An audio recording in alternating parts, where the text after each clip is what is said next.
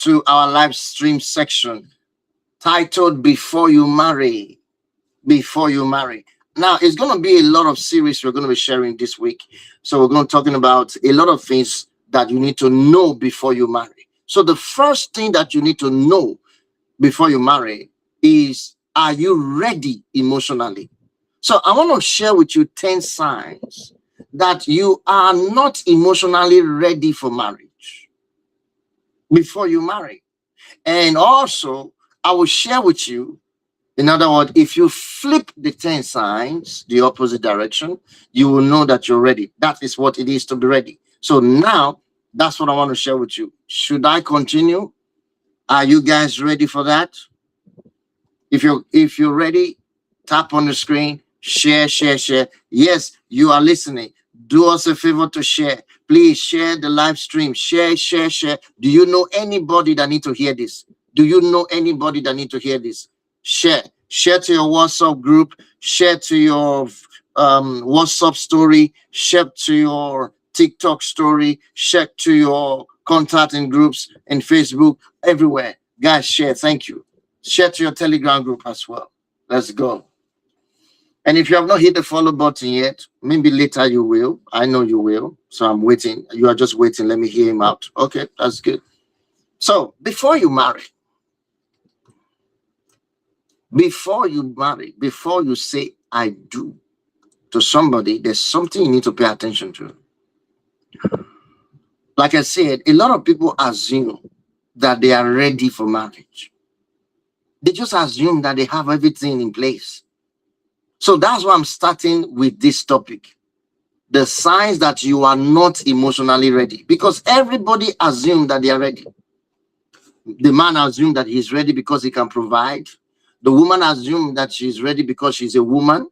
She's an adult. She know that she has a womb. She's sexual being. She just think that I'm ready. Every man need a woman. So because she's a woman, she thinks she's ready too. And that is the greatest challenge that a lot of people are having, especially our young people. They just assume that they are ready. And they are not ready. Because I want to show you that you are not ready. Some of you got married when you were not ready. Now, for those of you who are married, you better listen up. If you're married, this live stream is applicable to married people, is applicable to those who are single, is applicable to those who are engaged. Are you getting it? So if you are in these three categories, you are married, you are single, you are engaged, or you are engaged and you are single. These three, married, engaged, single, you better listen up, because just because you're married doesn't mean you are exempted from this live stream that I'm about to talk to you about. No, no, no, no, no, no, no. Because a lot of you got married when you were not emotionally ready. And you better know that's the problem that you probably have right now in your marriage. And you don't want to make the mistake, or you don't want your children to make that mistake. So listen up. Before you marry somebody, I want you to ask yourself a question. And a lot of people never ask this question, but I'm bringing it to you. Some of you might want to write it down. The question is, I'm asking myself, because I'm asking you to ask yourself. So I'm asking myself, am I emotionally ready to become somebody's wife, husband? Are you getting it now? Are you emotionally ready to become? I'm asking myself now as a man, because this was a question I asked myself 15 years ago. I asked myself this question 15 years ago, over 15 years ago to be precise. Nearly 20 years now, when I asked those questions. I said, am I emotionally ready to become somebody's husband? That's what I thought. Now, I want you to ask yourself that question. Are you emotionally ready to become somebody else's wife, somebody else's husband? In other words, are you ready to become somebody's husband? Why will I be putting X's? Are you ready? Now, nobody wants to answer that yet, right? You are not sure whether where this is going. I don't know where this is going because it's getting interesting right now. I'm not sure where this is going. This is the question you should write down. This is the question you should ask the man. This is the question you should ask yourself. Are you emotionally ready to become somebody's husband, somebody's wife? It is not, oh, I think I have to look for the right person. Oh, it's not, oh, do you love me or do I love them? It's not about that. It's not, oh, are we compatible? Oh, are we ready for the wedding? It's not about that. Because you can be financially ready for marriage, spiritually excited about marriage, sexually attracted to somebody, and deeply in love with them, and still be emotionally unprepared for the responsibility of marriage. Listen to me what I said. Listen again. Let me say it again. I said you can be financially ready for marriage, $30,000, ready for the wedding, is in your account saved, and you are spiritually excited. Your pastors, your church members, everybody is expecting it to happen. Guess what? Sexually, you know that you are attracted to this person and you are deeply in love with them, and you will still be emotionally unprepared for the responsibility of marriage. Agree? Yes or no? I need to hear your comment. I need to see your comment. Do you agree with that? Yes or no?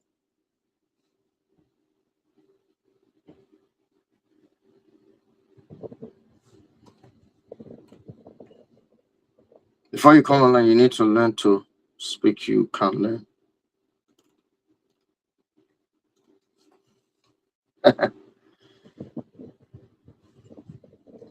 I think a lot of people that are following me know that I'm not in a rush. I don't speak so fast.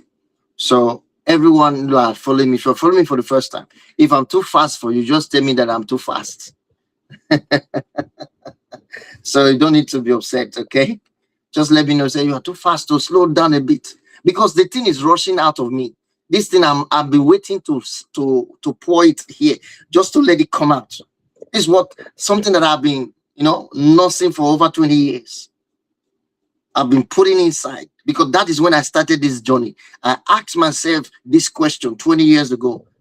Mr. Charles, are you ready? That's what I said. Charles, are you ready? Emotionally ready to be someone else's husband? Do you know who is a husband? That was the next question that came to my mind. Do you know who is a husband? Who is a husband? Do you know?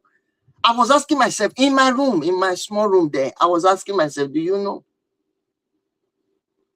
Those questions drove me beyond just feeling the vibes. They drove me beyond chemistry. Those questions, they drove me and pushed me beyond excitement. It took me beyond attraction.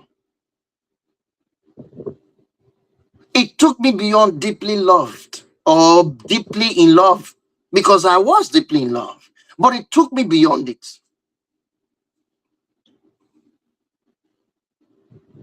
So you can be all of that and still be emotionally unprepared for the responsibility of marriage. And this is where I may become controversial, because some of you don't understand this. Some of you don't understand this. Those of you on YouTube, can you hear me? Those of you watching me on YouTube and Instagram, Facebook, can you hear me? Okay, they can hear me. Some people don't have a relationship problem. They have a personal emotional problem. And that personal emotional problem has followed them into their relationships. It has followed them into their relationship. And then they get married and expect marriage to fix it. Marriage does not automatically heal insecurity. Marriage does not automatically heal abandonment wounds. Marriage does not automatically heal or give you emotional regulation. No. Marriage does not automatically teach you accountability. No, sir. No, ma. Marriage does not automatically remove jealousy. No, absolutely not. Marriage does not automatically make you communicate properly. It doesn't.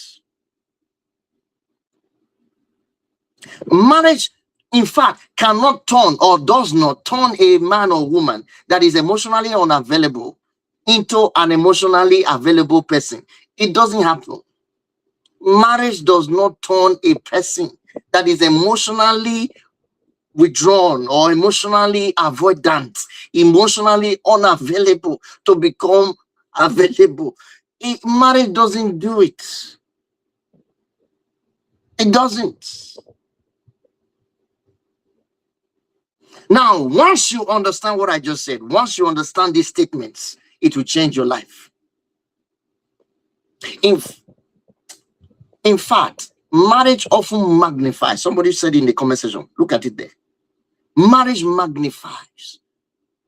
Marriage makes things, it reveals. That's the word. She said it reveals. It reveals. Marriage reveals. Marriage magnify what you refuse to deal with while you are single or while you were single. Those things you refuse to deal with while you were single, it is in marriage that they will magnify. Marriage will reveal them. Marriage will manifest them. You become a manifest in marriage. Those things will manifest in marriage.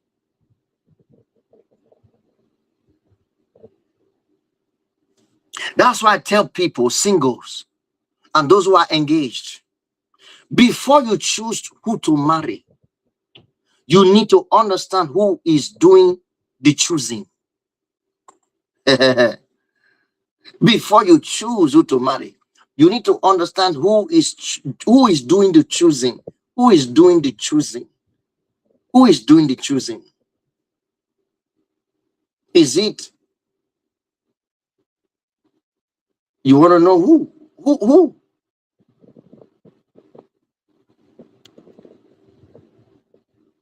Because if you don't understand yourself emotionally,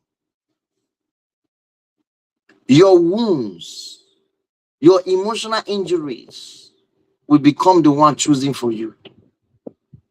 Let me say that again. If you do not understand yourself emotionally, it is your wounds that will choose. Your wounds, emotional wounds can choose for you. And many people have chosen their life partner from their emotional wounds. They didn't know. A lot of people chose their life partner from their emotional wounds and they did not know it.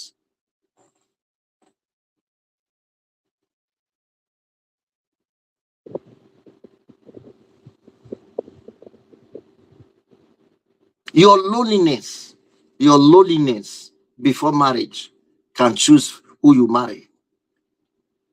I say your loneliness before marriage can choose who you marry. Yes, that feeling of loneliness will become the energy, the facilitator of your choices of who you marry. So that means you are after marriage now because you want to numb the pain. You want to, relieve yourself of loneliness. Yes, the word is driving force. Your fear can drive you to choose who you marry. Your insecurity can drive you to choose who you marry. Your I'm telling you, your family pressure can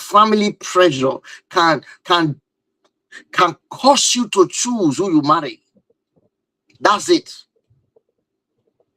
Your depression can choose and cause you to choose who you marry. Your desperation can choose for you.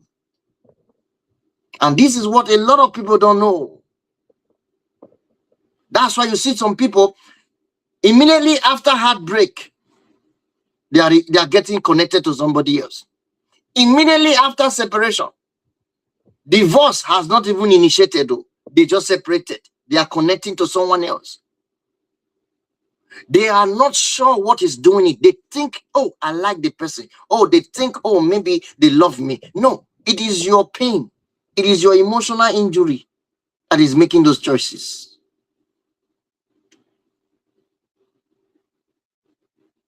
As long as you are in that pain, your decisions are not going to be right. They are clouded. They are foggy. Your emotions are filled with fogs. And then you start calling those decisions love. Oh, I love them. That's why I did. I love them. I love them. That's why I chose them. No, no, no, no, no. So today, I want to give you 10 signs that you may not be emotionally ready for marriage, even though you think you are. Because anybody you ask that is prepared for marriage, you ask them, are you married? Are you married? Say no. Are you ready for marriage? Say yes. Everyone you ask, even men, there are some men who will tell you they are ready for marriage. So women, a lot of women. In fact, if you call 10 women that are single and you call them 10, 8 of them will tell you that they are ready for marriage. They will tell you 8 out of that 10. 8 of them will tell you that they are ready for marriage. And the question is, how did you know that you were ready? So I want to prove to you that you are not ready.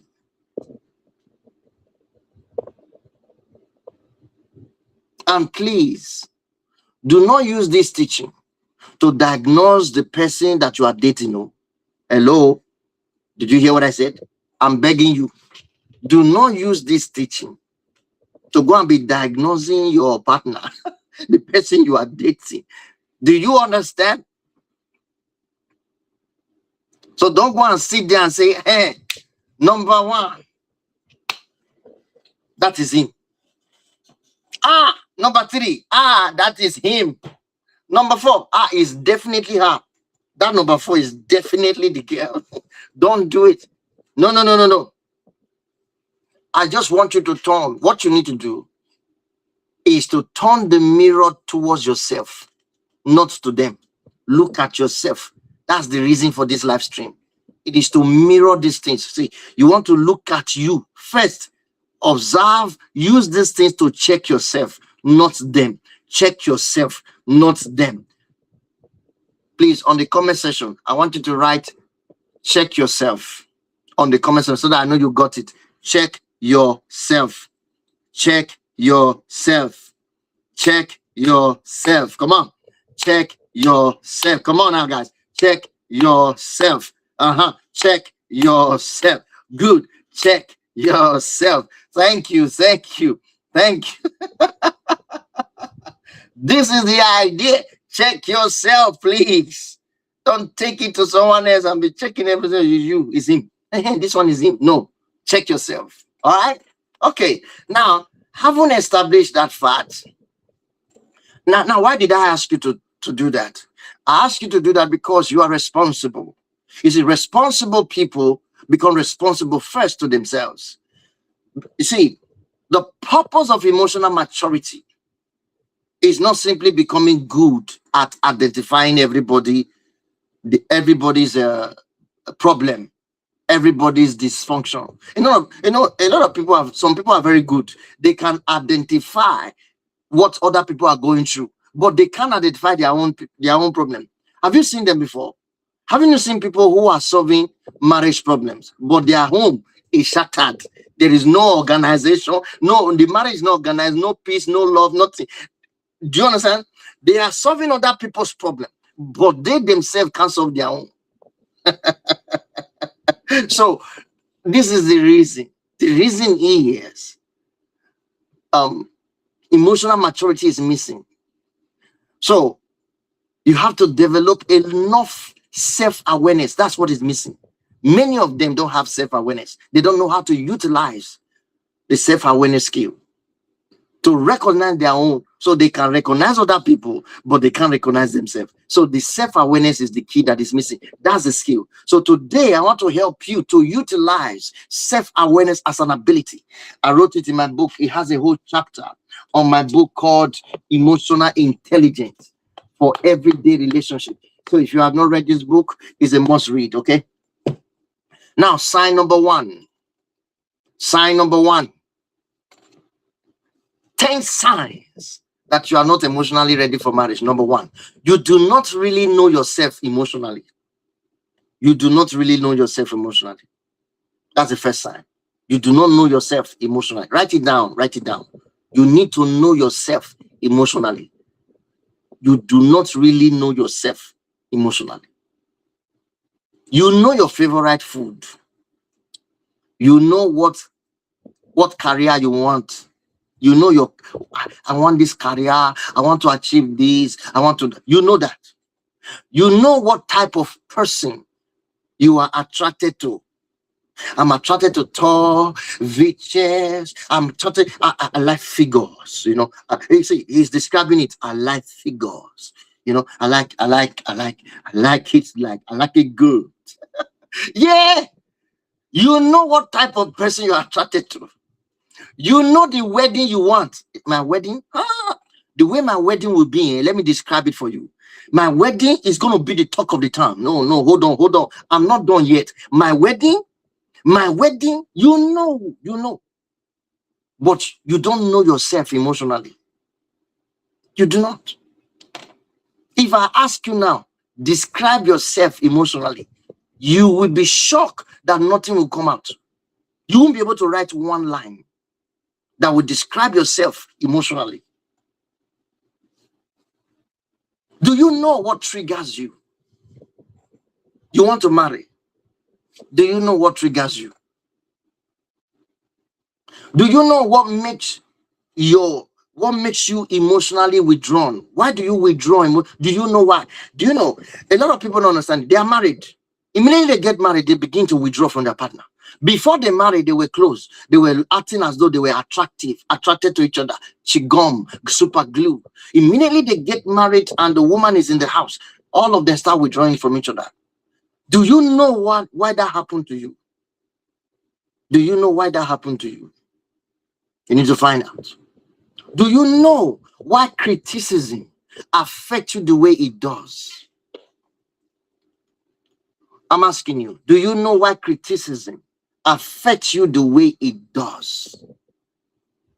Do you understand how you behave? How you behave when you are disappointed? Do you understand how you behave when you are disappointed? Do you know when some people are disappointed, it is a terrible experience that you have with them. It's something horrible to behold when they are disappointed. Do you know what happens inside you when you feel rejected? You don't know yourself emotionally. And as long as you cannot answer any of these questions, you are not ready for marriage. Number one, because you don't know yourself emotionally. Let me ask you one more question. Do you know what you need emotionally? I'm asking you, yes. You that is already married, do you know what you need emotionally? You that is planning to marry, do you know what you need emotionally? You that is just single, say, I don't want to marry yet. I'm not ready. Okay, now, do you know what you need emotionally? Can you communicate it? If you know, can you communicate it without expecting the other person to read your mind? Now nobody can say yes to that. Now I'm thinking you're not going to say yes to that right now. You can say yes to that. Can you communicate it without expecting the other person to read your mind? You know something? He's supposed to know. She's supposed to know what I need. I'm his husband. I'm his wife. He's supposed to know. No. Okay. Somebody is saying I can do it now. All right. Okay. And this is what we call self-awareness. You need this. And if you don't have this, you are not ready for marriage. If you do not know yourself emotionally, listen, self-awareness is one of the foundations of emotional readiness for marriage. Write it down. Self-awareness is one of the foundations of emotional readiness for marriage. Because imagine marrying someone who does not understand themselves.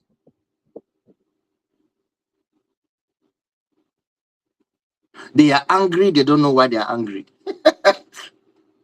You ask them, why are you angry? Say, I don't know.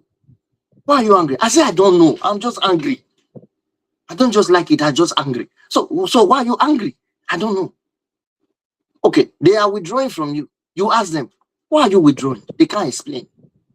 They can't explain why they withdraw emotionally. Immediately you enter the room, they run.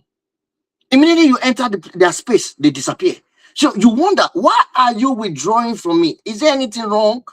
They can't explain it. Are you seeing the problem now? If you are like that, you are not ready for marriage. Oh. They are insecure. They are insecure, but they blame you for making them insecure. Please don't marry. Don't marry. Because there is no self-awareness. They are insecure, but they are the one blaming you for making them insecure. They are overwhelmed, always being overwhelmed. But instead of communicating it, they become hostile. They become hostile. No self-awareness. Now you are constantly trying to understand emotions. The emotions that they have not learned to understand themselves.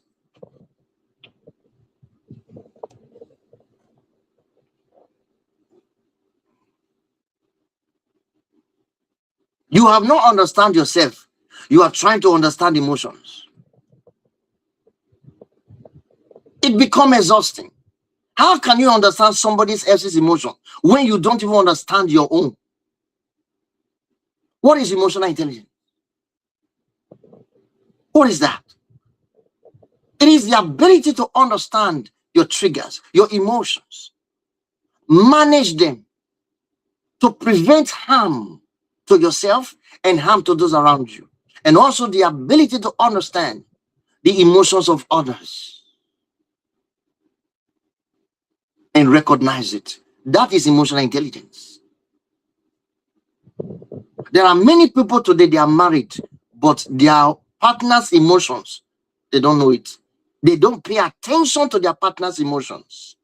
The emotions of their partner is like a problem to them. Now they condemn being emotional, whereas as a human being, you are actually an emotional being. So they say, no, don't be emotional. So how can I not be emotional? Because I'm a human being now. How can you tell a human being not to be emotional? You can tell a tree not to be emotional. I will understand. You get it? You can tell a lizard not to be emotional or a dog not to be emotional. But those are, I get it. But not human being.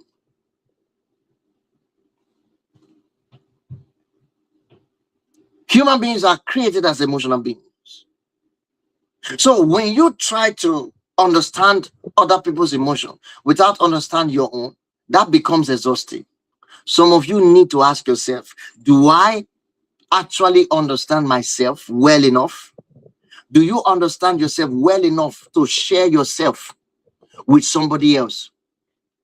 Do you understand yourself well enough to share yourself with somebody else? If you cannot say yes to that, you are not ready for marriage. Because marriage requires more than just finding somebody who understands you. I'm looking for somebody who understands me. So question, do you understand yourself? Why are you giving the task of understanding your own self first to somebody else? It requires developing the emotional vocabulary to help your spouse understand you. Let me say it again. I say it requires developing the emotional vocabulary. You have to. develop the emotional skills, emotional language to help your spouse understand your emotions. You are the one to do it. So it's not them. You are the one to help them understand you. And you must have and develop the emotional language, the emotional vocabulary, the skills to be able to do that. And when you don't know yourself, you don't know your emotions, you are not self-aware, you will fail woefully in trying to even express your needs.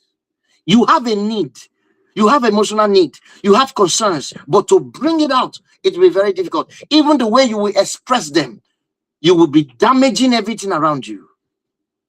It's called self-destruct, sabotage. You are sabotaging your own emotions and the emotions of others just because you are trying to express it the wrong way.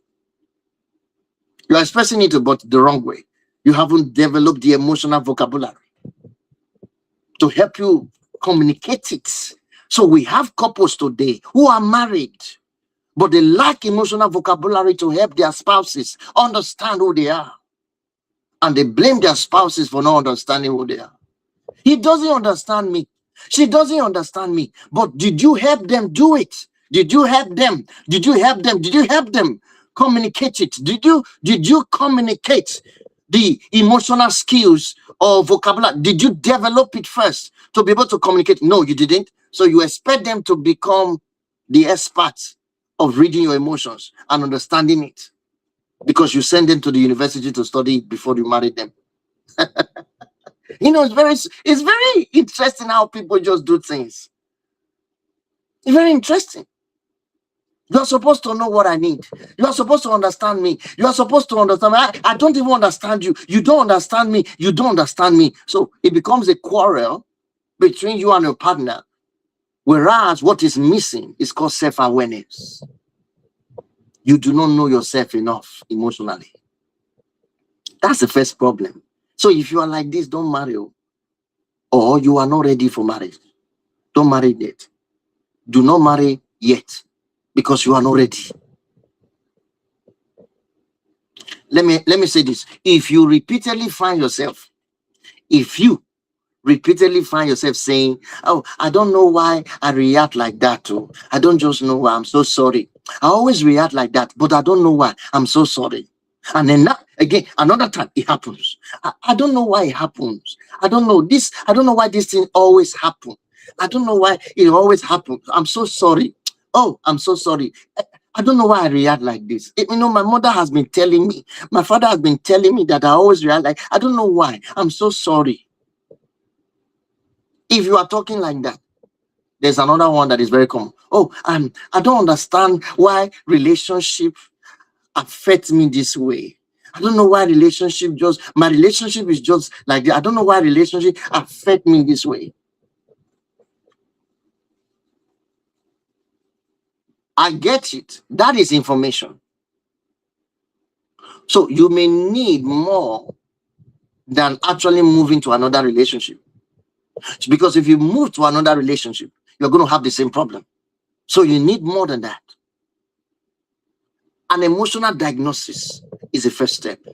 If you are like that, that's what you need. First, you don't understand your emotions. You need emotional diagnosis. You need it to understand the pattern, because there is a pattern underneath your relationship that you need to understand. I will explain more. Let's go to number two. Sign number two, 10 signs that you are not ready for marriage. 10 signs. Number two. So does number one sink well? My husband is addicted to women. Now I am a single mother. Do you understand what I just said? Is that first point, did you allow it to soak? Did you get in? Did you get it? Did you get the first point? If you do not understand yourself emotionally, you are not ready for marriage. So you need to understand yourself emotionally. Very clear, beautiful.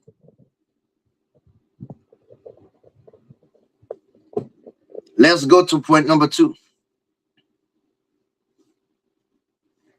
Number two, you are still bleeding from the relationship that ended. You are still bleeding from the relationship that ended. That's a sign that you are not ready. What do I mean? The pain that you incurred in the previous relationship is still very much active in your life. You still reflect on it. You still live by it. You still regret how that relationship went, why you did what you did, or how it affected you. And you are still bleeding. If you are like that, you are not ready. You are not ready for marriage yet. You are still bleeding from the relationship that ended. Let me explain it better. You can talk to someone without emotionally recovering from what happened with them. You can be talking to me now. If I did anything to you to hurt you, like let's say a couple who a partner, they are not married yet, but the partner cheated. All right, they were dating and that guy cheated and you felt hurt. That pain, all right, is there. But you may still be talking to them.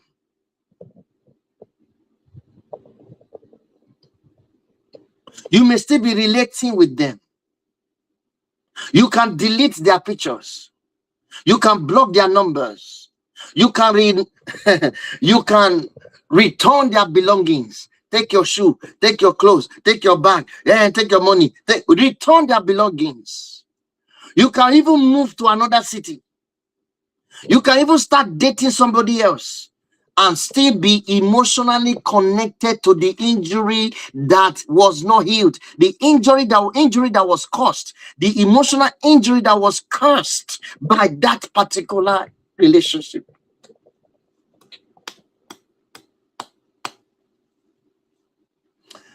This one is where a lot of people make dangerous decisions. A lot of people. And this is one of the major reasons why I tell a lot of people that they are not ready for marriage. Because in my diagnosis, this will always come up many times.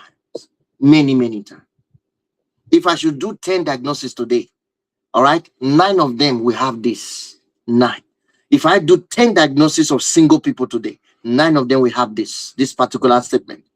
Many of them have not healed from the previous hurts that they incurred in the previous relationship. From the hurts that they incurred. That means that pain, that damage, that emotional hurt, that they are bleeding. Yeah, many of them are bleeding. That emotional injury, they carry it to another relationship. Many of you today that are married, you married somebody who was heavily broken, heavily damaged emotionally. You married them. You know what you did? You did not just marry them. You married their injuries. And they have been bleeding all over you since. It's over 10 years now. They have been bleeding all over you. Because they didn't heal. And you can tell because there's no peace. It's just like roller coaster. Everything's up and down. No stability. You can't even boast of 1 year of stability. You can't boast of 1 year of stability. No stability. You say, oh, I'm over my ex. I'm over my ex. Oh. But emotionally, you are not over the betrayer. You are not over the rejection emotionally. Yes, you suffer rejection from them, but you are not over that. The emotional rejection, the damage that rejection caused emotionally, you are not over it. You are not over being abandoned. Yes, you are over your ex, but you are not over being cheated on. You still remember the story. Hello, you're welcome. You are not over being humiliated. You are still remembering.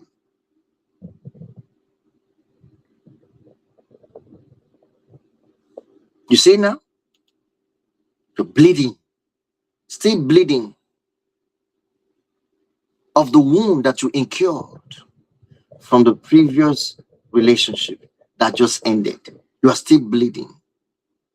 And if you are like that, you are not ready for marriage. You are not supposed to marry. You may choose to marry, but you are not ready emotionally. And many people have married, they forced themselves to, without even knowing that this was there, that they were not emotionally ready. Because you are not over it. You have not gone past what the experience made you believe about yourself. There are people who lost their identity after an experience in a failed relationship that damaged them emotionally. They lost their identity. And a lot of people are not over it. Yet they are in another relationship, but their identity is shrinked. It's shrinked. They have no voice. Or they try to be loud because they suffer from being shrinked. They suffer from the previous relationship where the partners shrink their voice, try to silence them.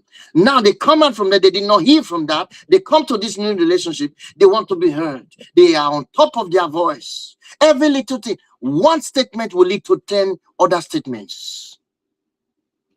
They are talking on top of their voice. They are actually pushing their way through. You can tell they are not healed.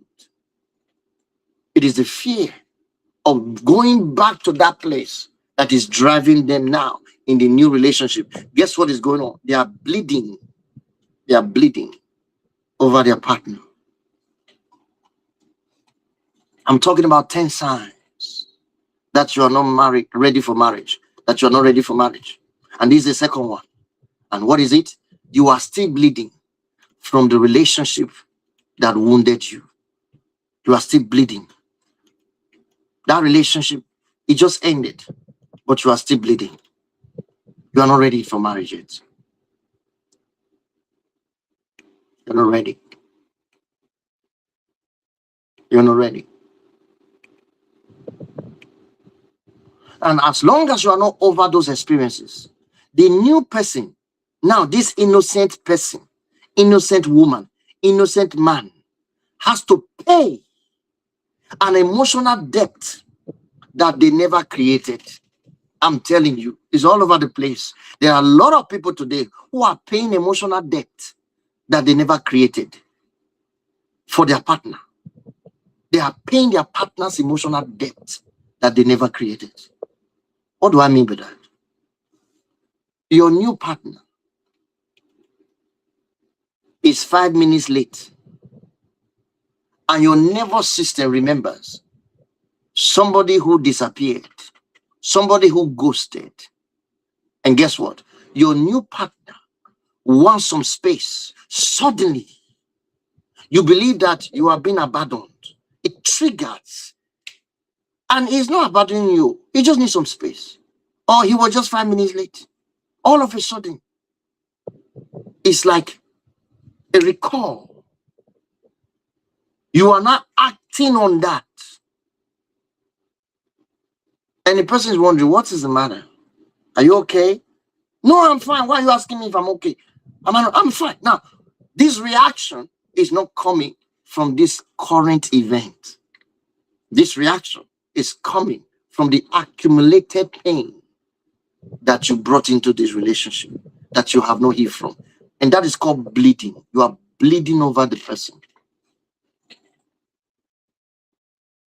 Does that make sense? Did you get that part?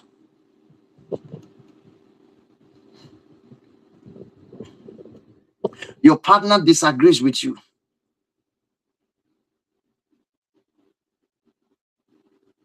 Now you are no longer responding to them. You are responding to every person who made you feel unheard.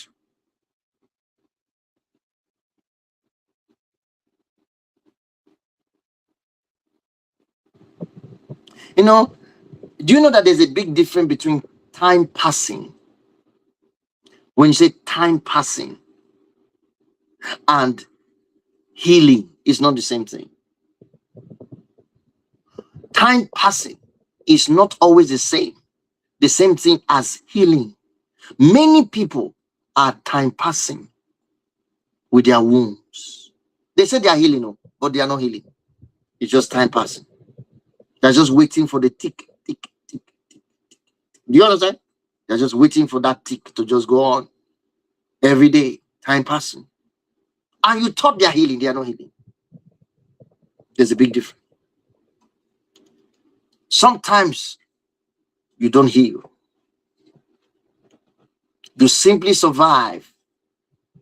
You survive long enough for the pain to become familiar. You see, you survive long enough for the pain to become familiar into your life. And that will be before marriage, most of the time. But marriage, once you marry, that pain comes alive. That pain is revived. It comes back. It's resurrected. It's triggered.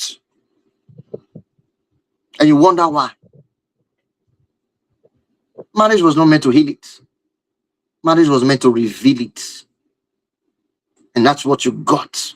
It got revealed.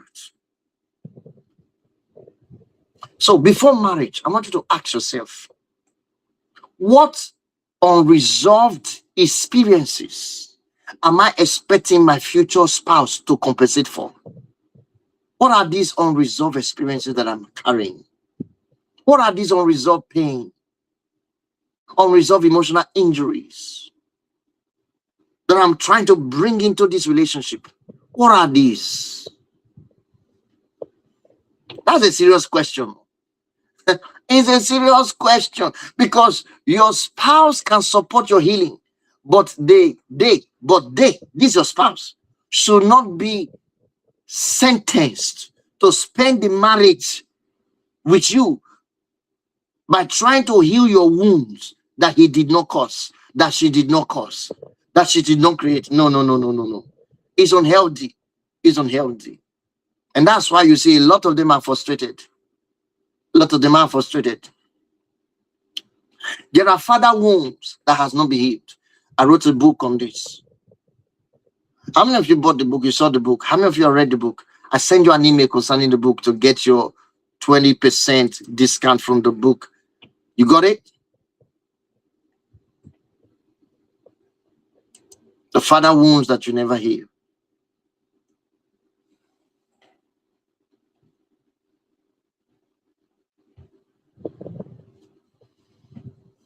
Number 3. Signs number 3. I'm talking about 10 signs. Sign number 3. 10 signs that you are not ready for marriage. Number 3. You cannot regulate your emotions. You cannot regulate your emotions during conflict. Anytime there is an argument, you struggle to regulate your emotions. In fact, you are louder than the argument. You cannot regulate your emotions during conflict. It's a sign that you're not ready to marry. Some of you now, you are dating each other. Look at the way you fight every time. You fight all the time. And you settle, you fight, you settle, you fight. You say that's how they work. That's not how it works. That's not how it works. You just lack emotional regulation. You cannot regulate your emotions during conflict. Then you are not ready to marry. Anybody can appear emotionally mature when everything is going well. When things are going well, everybody appear emotionally mature. Everybody appears emotionally mature. When everything is nice and calculated, things are happening the way it should be. Everybody is agreeing to you. You are mature. The real test of your emotional maturity is when you are disappointed. You'll be tested. Let disappointment happen. Let's see you. Let's see how you respond to disappointment. Let's see how you respond to correction. How do you respond to correction? How do you respond to misunderstanding? When you are misunderstood, how do you respond to that? When you are frustrated, how do you respond to that? How do you regulate yourself emotionally? Many people don't respond, they react.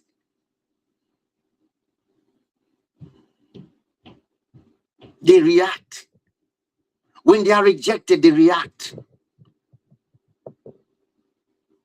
When they are told no, they react. How do you behave then? Do you shout? When you're under conflict, do you shout? Do you insult each other? Do you disappear upon each other? Do you punish people with silent treatment? You shouldn't have married. You're not ready for marriage. You're not ready for marriage. You can't regulate your emotion. You shut down emotionally. You're not ready. Do you send 20 messages because your partner has not responded to the first one? Do you leave 48 missed calls because your partner have not returned the first missed call?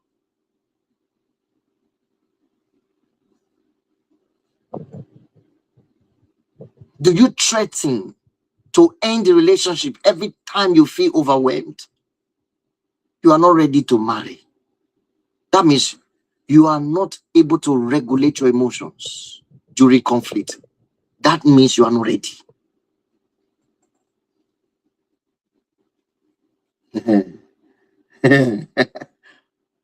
Serious matter.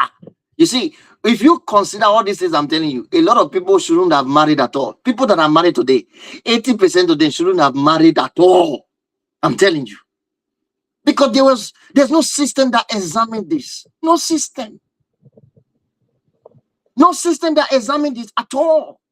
You tell your parent that you want to marry. You find someone to marry and someone who loves you. Guess what? Everybody's looking at the material things. What does he have? What does she have? What does he do? Where does he work? They look at all. Where does he have a house? Does he have a car? Does he do this? Does she do this? Does she do that? They are looking at material things and they forget the most important thing that will make the marriage work. And because they themselves don't even know.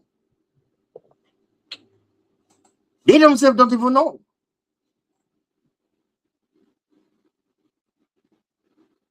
They themselves don't even know.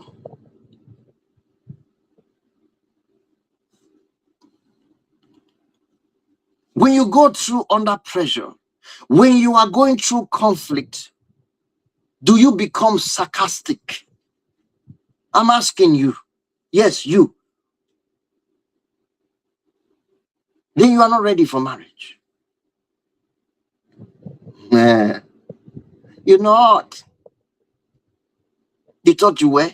These were the questions I had to answer before I got married 15 years ago. Before 15 years ago, I had to answer this question. And throughout, since I've been married till now, over 15 years now, I'm still thinking about them.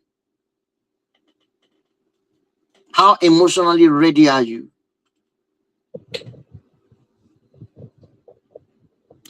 Do you deliberately say things that you know will hurt your partner when you are under conflict, when you are influenced, when you are under the influence of argument? I'm talking to you. Yes, you. Do you deliberately use words to hurt your partner when you are in arguments or you are under pressure? You are in conflict. I'm asking you, if you are like that, you are not ready to marry. You shouldn't have married. Do you know this is how some couple talk to themselves? Verbal abuse. Verbally abusive. Because they lack emotional control. They don't know how to regulate. They haven't learned it. They don't know. They don't have the capacity. It's not that they don't want to, if they have to. They don't know. They don't know that they are supposed to regulate. Emotional regulation. Why do you think this book was written? I'm asking you. Why do you think this book was written? That's why it's called emotional intelligence for everyday relationship. This is the reason for it.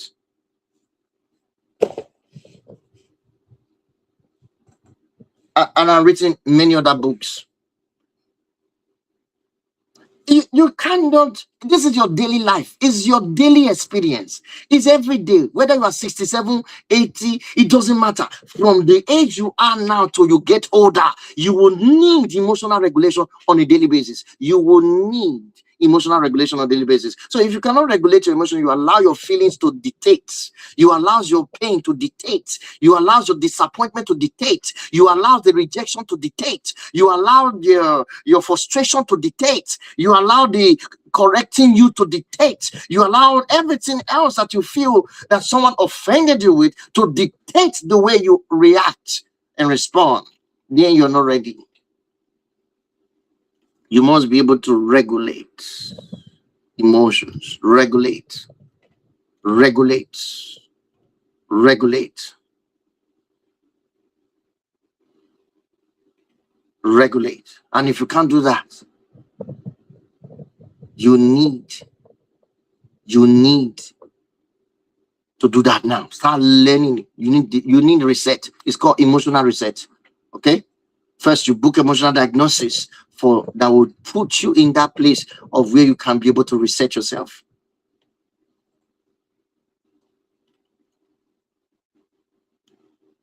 You say, I was angry. That's why I was angry. Okay. What does that mean? Does that justify your action? I think it does, because I was angry. No, you made me angry. It is because what you said. It is because of what you said. What you said. That's why I did it. I did that. You see, I hit you because I slapped you because I went on silent treatment because of what you did. What do you mean? Does that justify your actions? No, you could not regulate your emotions. It's not because of what they did. What they did is what they did. It does not justify that they should be doing wrong anyway. But they did what they did. But that what they did is not your, oh boy, does not justify your actions of silent treatment. It does not justify your actions of sarcasm. It does not justify your actions of emotional withdrawal. It does not justify your actions of abusive languages, of insults, just because you are under emotional pressure. So you are not ready for marriage. You know, anger explains behavior. Hello, anger explains behavior, but it does not automatically excuse the behavior. It does not excuse it. Marriage will frustrate you. Marriage will frustrate you. Your spouse will misunderstand you. They will disappoint you. There will be days when you are tired, stressed, emotionally overwhelmed. So, if every uncomfortable emotions becomes destructive behavior, so marriage will become emotionally unsafe for everybody, right? Marriage will not be safe.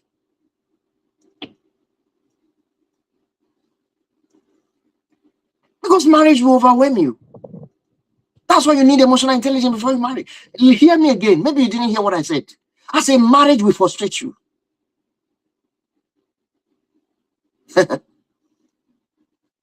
Yes, marriage will frustrate you. Marriage will see your spouse will misunderstand you. Your spouse will disappoint you.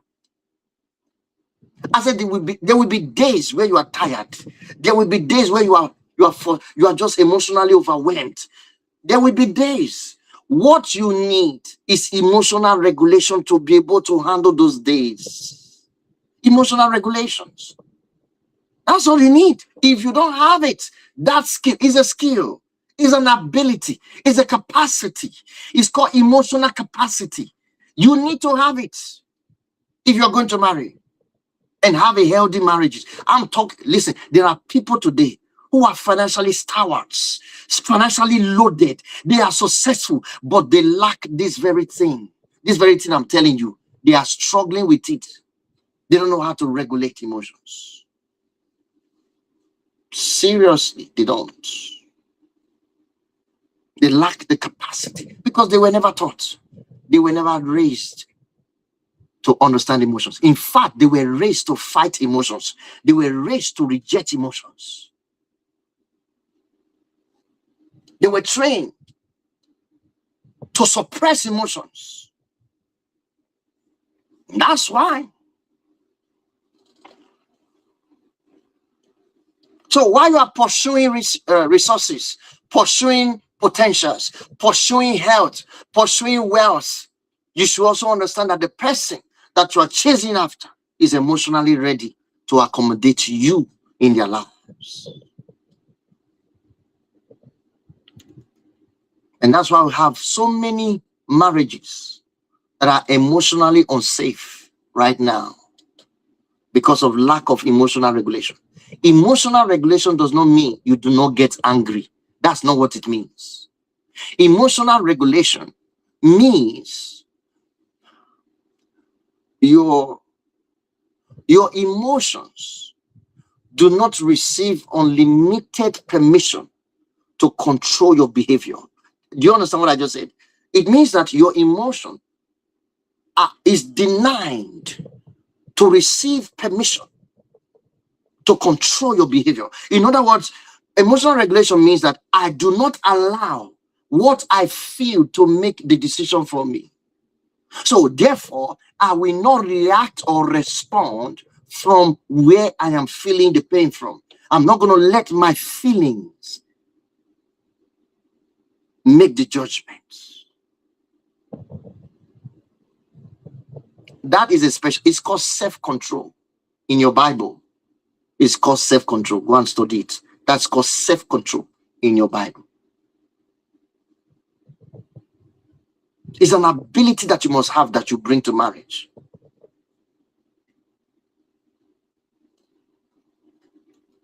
You can still be angry and still, you can be angry with somebody and still be respectful.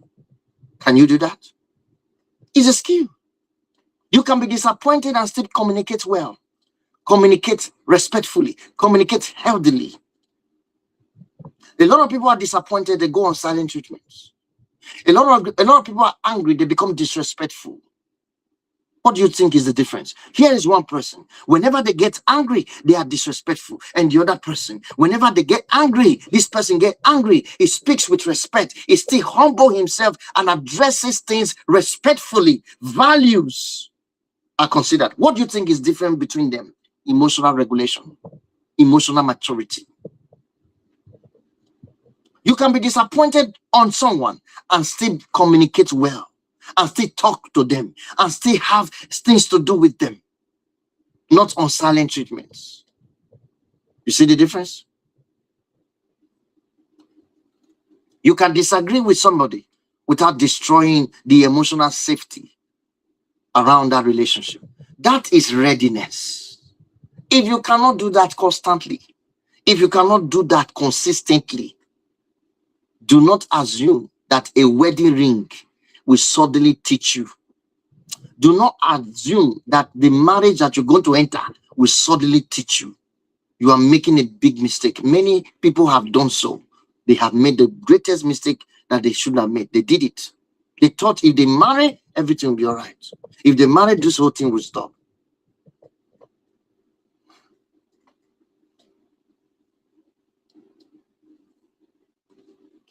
So what you need is to stop guessing. If this is happening to you, stop guessing. First, you want to find out your emotional sequence. How am I functioning emotionally? Some of you can't answer that question. And that's why we created a diagnosis for you. We created a diagnostic for you. So it's called emotional diagnosis, where you have to understand, look into your emotions and know what patterns are running your system, running your nervous system. You want to know what emotional patterns is controlling your life. Some are healthy, some are not, and most are not. You see, sign number 4. I wish I can tell you all the signs today. Let's go. Sign number 4. Sign number 4. Are you ready for number 4? Before marriage, 10 signs that you are not ready for marriage. Number 4. Nobody's answering, so you're tired now. Number 4. Are you ready for number 4? We have over 340 something people watching, 6,000 watching on the viewer eye. Do you want number 4?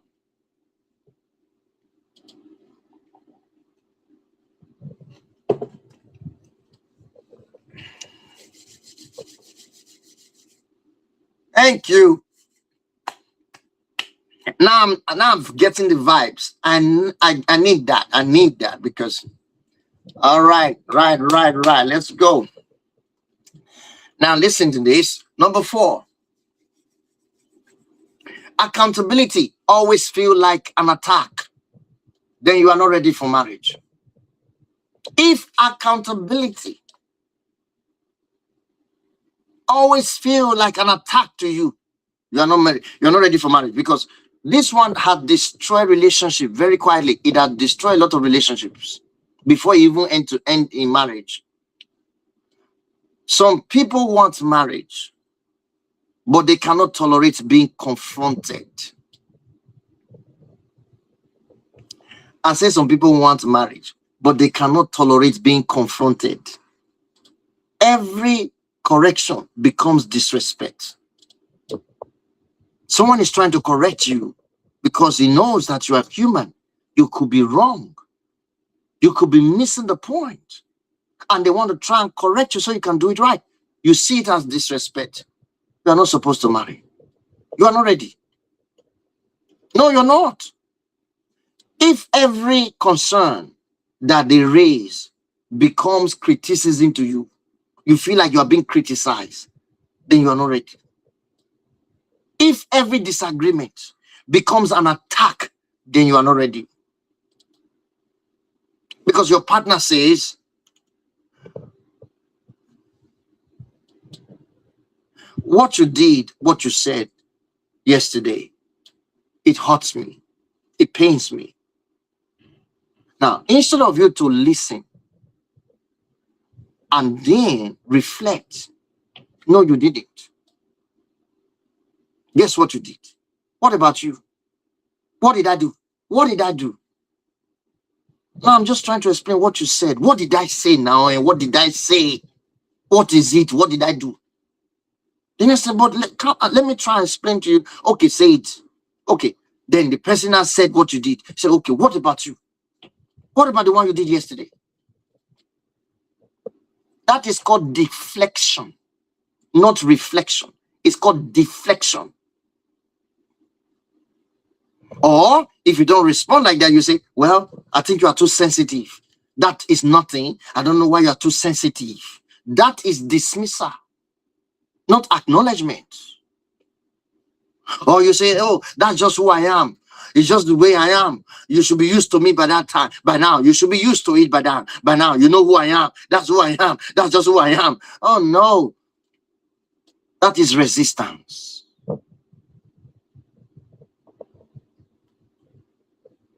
You know, some people that says, you made me do it. Anybody that always say that you made me do it. You made me do it. You made me do it. It is because of you. You made me do it. That is avoidance of responsibility. So anytime you are confronted to be accountable, you see it as an attack. You are not ready to marry.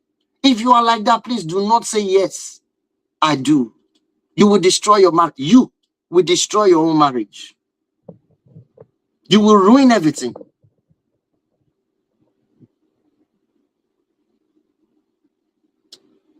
Yes, what about you? Don't be so sensitive. That's just who I am. You made me do it. Those are statements of avoiding accountability. Marriage cannot progress, succeed, where accountability is interpreted as humiliation, where you have to fight the idea of being accountable, be responsible. Because sometimes you will be wrong. Sometimes your spouse will identify something about your behavior that they don't want, they don't like. And you may not want to hear it, but it is true. It is true. So your intention may be good. Your impact will still be painful if you neglect such opportunity to be accountable.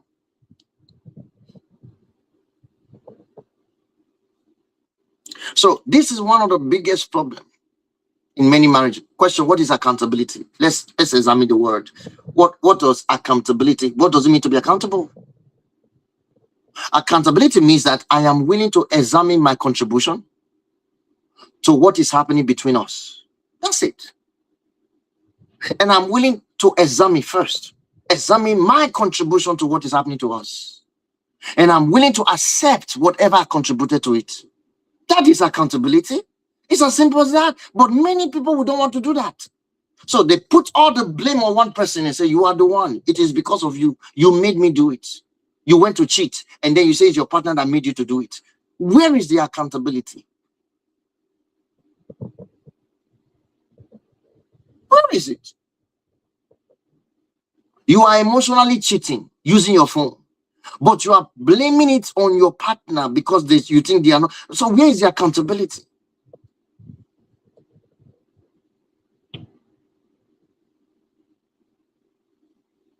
Yes, they may have contributed, but why are you completely denying your own contribution?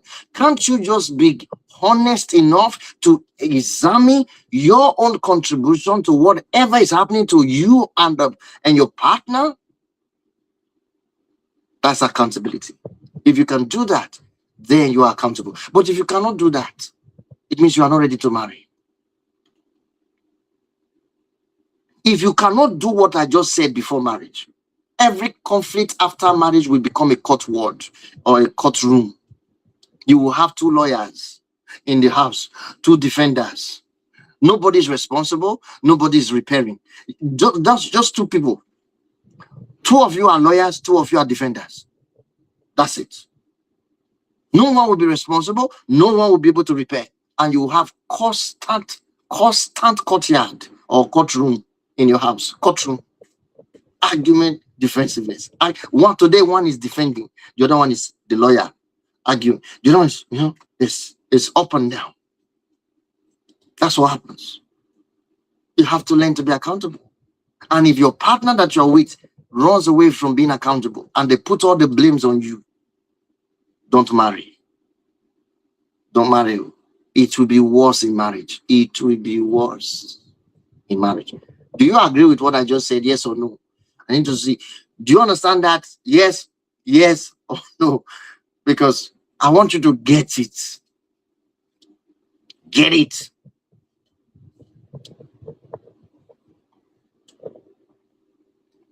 Okay. Sign number 5. I have to be quick now because I'm explaining too much on one particular sign. I think I need to run. I need to be quick. I'm explaining too much. I just wanted you to get it. So if you don't get it, you find me. Okay? You'll get it anyway. Sign number 5, that you are not ready for marriage. Sign number 5. Before marriage, you have to test this. So you want marriage because you are not, you are afraid actually. You want marriage because you are afraid of being alone. You want marriage because you are afraid of being alone. See, you don't want marriage because you want to marry. Because of the loneliness. Loneliness and being alone is different thing. So let me be straight. So you want marriage because you are you are afraid of being alone, not lonely. You are afraid of being alone. Now, wanting companionship is healthy. Wanting companionship is healthy. But needing marriage to escape yourself is dangerous. Some people are not choosing a spouse. They are choosing an escape route from, again, being alone and loneliness.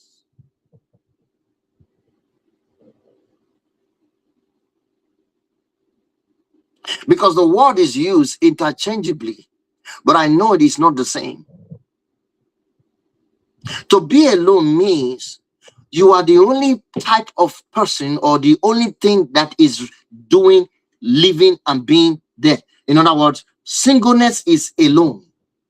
Being alone. Being single means you are alone.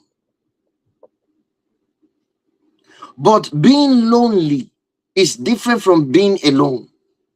Loneliness is an absence of connection, absence of emotional attachment, absence of bonding. You are not bonding. You used to bond with someone, and then you are not, that absence of it is called loneliness. But when you are single, you live as a single person. You are alone. That means you are the only person that live all by yourself. You did things by yourself. You go to market. You take care of yourself. You are just single. You are alone. That's okay. But loneliness is when you start yearning and longing for companionship and bonding, and it's not there. It is the absence of bonding. It is the absence of connection. Did you understand that? Is that clear? So we must be able to distinguish them, because a lot of people use it interchangeably and never know the difference.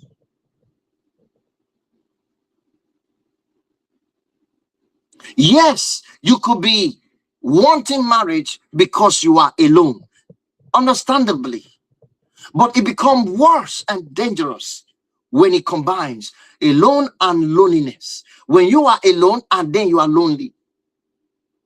So what I'm saying is, a lot of people choose to marry because they are, one, alone, and then number two, they are lonely, and they don't want to be lonely. They don't want to be alone. The fear of being alone, the fear of being lonely, when both combine, that is dangerous. You don't, if you feel that way, you are not supposed to marry in that condition. If you do, you will be emotionally dependent on the person that you marry for the rest of that relationship. They will be the one remote controlling. They will begin to remote control your emotions. If they laugh, you laugh. If they cry, you cry. If they are not happy, you are not happy. If they don't talk, you are feeling unhappy. You're feeling something. So their behavior begin to regulate you. That's the danger of that. And a lot of people, that's how they live their relationships. And when that person wants to leave, they will hold on tight to it. Please don't go. Please don't go. I will die with that. I will die. They will cry. I can't live without you. They will say all sorts of things. It's the fear of loneliness, the fear of being alone. Please, please. And you see them crying, and all the fluid are coming from their nose, coming from their eyes. They are crying, they are red. It's like I was and you wonder what's going on. I thought it's okay. No, they can't. Yes, that's the problem with that. I don't want to dwell more on that one. So I hope you understand it. Let me move to the next point. So if that is happening to you, what you need is emotional diagnosis. You need to learn emotional skills. You need to learn emotional vocabulary. You need emotional research. Until you do that, it doesn't matter what relationship you're having, you will struggle. You have to research your emotions. That's what you do. Now, sign number 6 that you're not ready for marriage. Sign number 6 that you're not ready for marriage. You expect marriage to fix your life, to fix your playing, to fix your issues. You expect marriage to fix your life. Have you ever seen some people, they say, don't worry, once you marry now, everything will be fine. You will tell yourself, once I just marry now, my life will be okay. People that think like that, they are the ones that suffer most in marriage, because they have a certain level of expectation. They expect marriage to fix their limitations or their struggle in the single life that they're having. So they say, oh, I'm not doing well because I'm not married. If I'm married now, I will do very well. You see that mindset? So I'm not. I think I need to marry because I'm broke. I'm broke. I don't have money. If I marry now, I'll just marry a rich person, and I will have money. So if I marry, my poverty will be gone. How many of you have heard that? You see some people say, if you just marry now, some people live in a village and they want to marry in the city. So they say, I will marry somebody in the city so I can live the village life. I want to, you understand what I'm saying? They want to live something. They are expecting marriage to fix their life.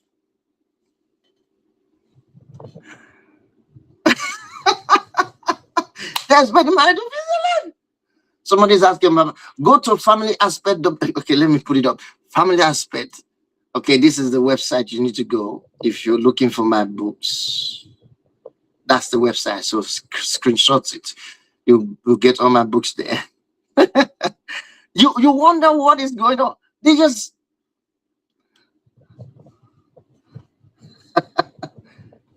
you wonder. When I get married, I will finally be happy. Welcome. You will be shocked. You will be shocked. You think marriage gives you happiness, or you are supposed to bring your happiness into it. You see, you bring happiness into the marriage. You must be, first of all, happy with your life. Be self-happy.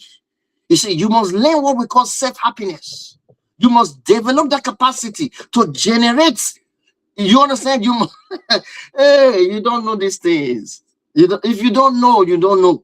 You must generate it. Until you marry, you may never understand. So you must create that joy, create that happiness within you. It is not your partner that will do it. You must generate it. The marriage itself will not make you happy. So you must be a happy person to marry. If you are not a happy person, please do not marry. Do you understand? Marriage will not fix your unhappy life. Do you understand what I'm telling you? See, this expectation where marriage can fix the unhappy life that you're having is a mirage, is a myth. It will not work. It is the biggest myth surrounding marriages. Do you understand what I'm saying? Surrounding marriage, for those who are marrying, biggest myth. You think, oh, if I find my person, even the way you say it with so much passion, if I just find my person, I will feel complete. Complete? I didn't know you were not complete. How come you didn't know that you were complete? What do you mean? So you mean this guy or this lady will complete you? Then you don't know, understand. See, marriage is not for completing each other. Marriage is for complementing each other. So you need to understand what you're trying to get into. I'm funny. If I just find my missing rib, your missing rib, where is it? You say it's in there. You know, all those people that preach on missing rib. Be careful. Missing where? Okay, I'll just find it and it will be complete. Complete? My rib are not complete. What do you mean? Which one? Count it. I thought the ribs are always complete. Which one is missing? He said the one that they took. Who took it? God took it. Where? And he took it and then he turned it to a woman. But he replaced it too. He's no longer missing. You're complete. Complement. You are there to complement each other, not to complete each other. So stop looking for somebody to complete you. It's a wrong expectation. You will be disappointed. A lot of people are disappointed today. So if you are with that expectation in mind, that marriage will fix your life, you are in a big, big myth. Trust me. You know, you say, when somebody truly loves me, I will become confident. If I find somebody who just truly loves me for who I am, my confidence will come up. It will never happen. I'm sorry to break the news to you, to burst your bubble. It will not happen. Nobody is expected to make you feel confident. Nobody is expected to break you. Nobody. There is no one that is expected, given the assignment, to make you feel confident. You are the one to develop your self-confidence yourself. You have to develop it before you marry. Self-confidence. Don't. You will be shocked. You will be surprised.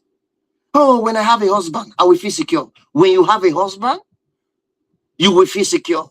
What if the husband that you are going to have is not even secure himself? Where will you be feeling safe? Where will your security be? What if the man that you are trying to have as a husband is not secured? He doesn't even you understand? So where will your security be? You don't need a man to feel secured. You must bring your security into the marriage. See, you must be secure first. It's called secured attachment style. You must have it. Secured attachment style. You must have it before you attach. Otherwise, you will struggle. You will struggle. Do not do it. Do not do it. You will struggle. He said, oh, when I have a wife, I will finally settle down.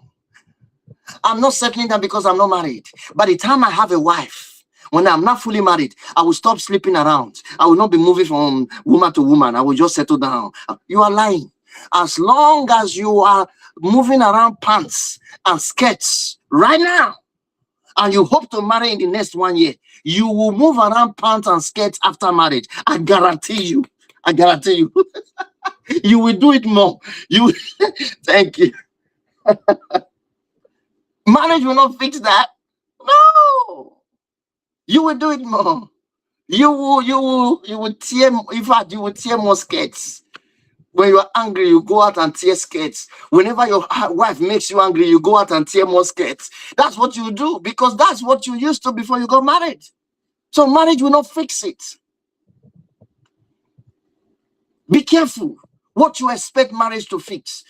I'm telling you now, people who do that, you are not ready to marry. If you expect marriage to fix your life, fix your problem, fix your deficiency, fix your limitations, fix your struggles, you are wrong. It's a big myth. In fact, the biggest myth that surround marriage is what I'm telling you now. And many people, some of you are married. This is what you did. You married because of this. This was what drove you to marriage. And now you are regretting. You know, some of them will say, we did not really know each other. We were young. I wonder. You see, that is a very shocking statement. Whenever I hear that, oh dear, it breaks me. It's not that because you were young. No, because your parents let you marry because they know you are an adult. But you were young emotionally, or you were illiterate emotionally. You didn't learn anything. You were not emotionally prepared for what marriage brings. That was the problem. That was the problem. Look at it this way. You were not too young to get pregnant. You gave birth. You were not too young to nurse a baby. You did. So why do you think now, after 5 years, after 15 years, after 20 years, now you feel like we were too young when we met each other, so that we didn't really know what we were doing? No. No. No. It's not about being young. It's about lacking the emotional capacity that is needed for marriage. And that is the problem. Marriage is a relationship. It is not emotional. It's not emotional rehabilitation.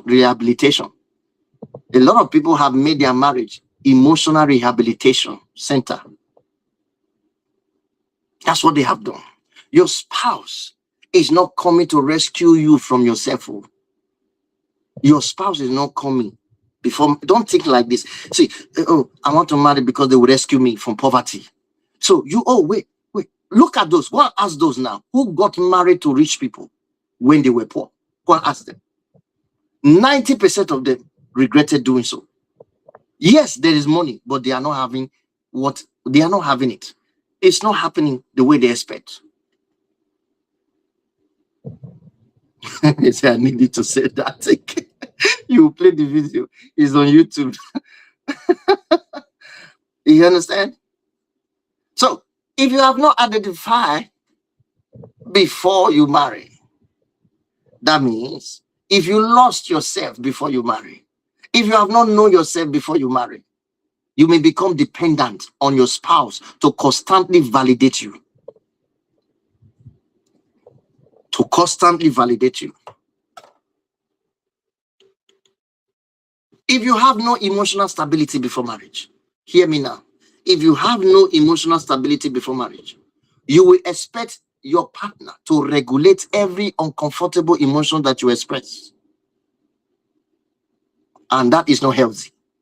If you don't, know how to create meaningful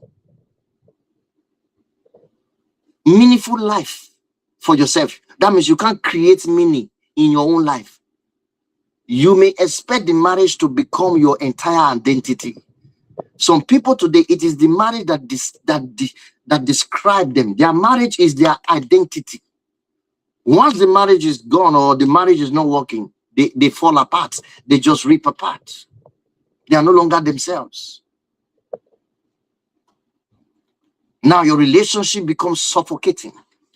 You are suffocating yourselves. The relationship is not breathing well.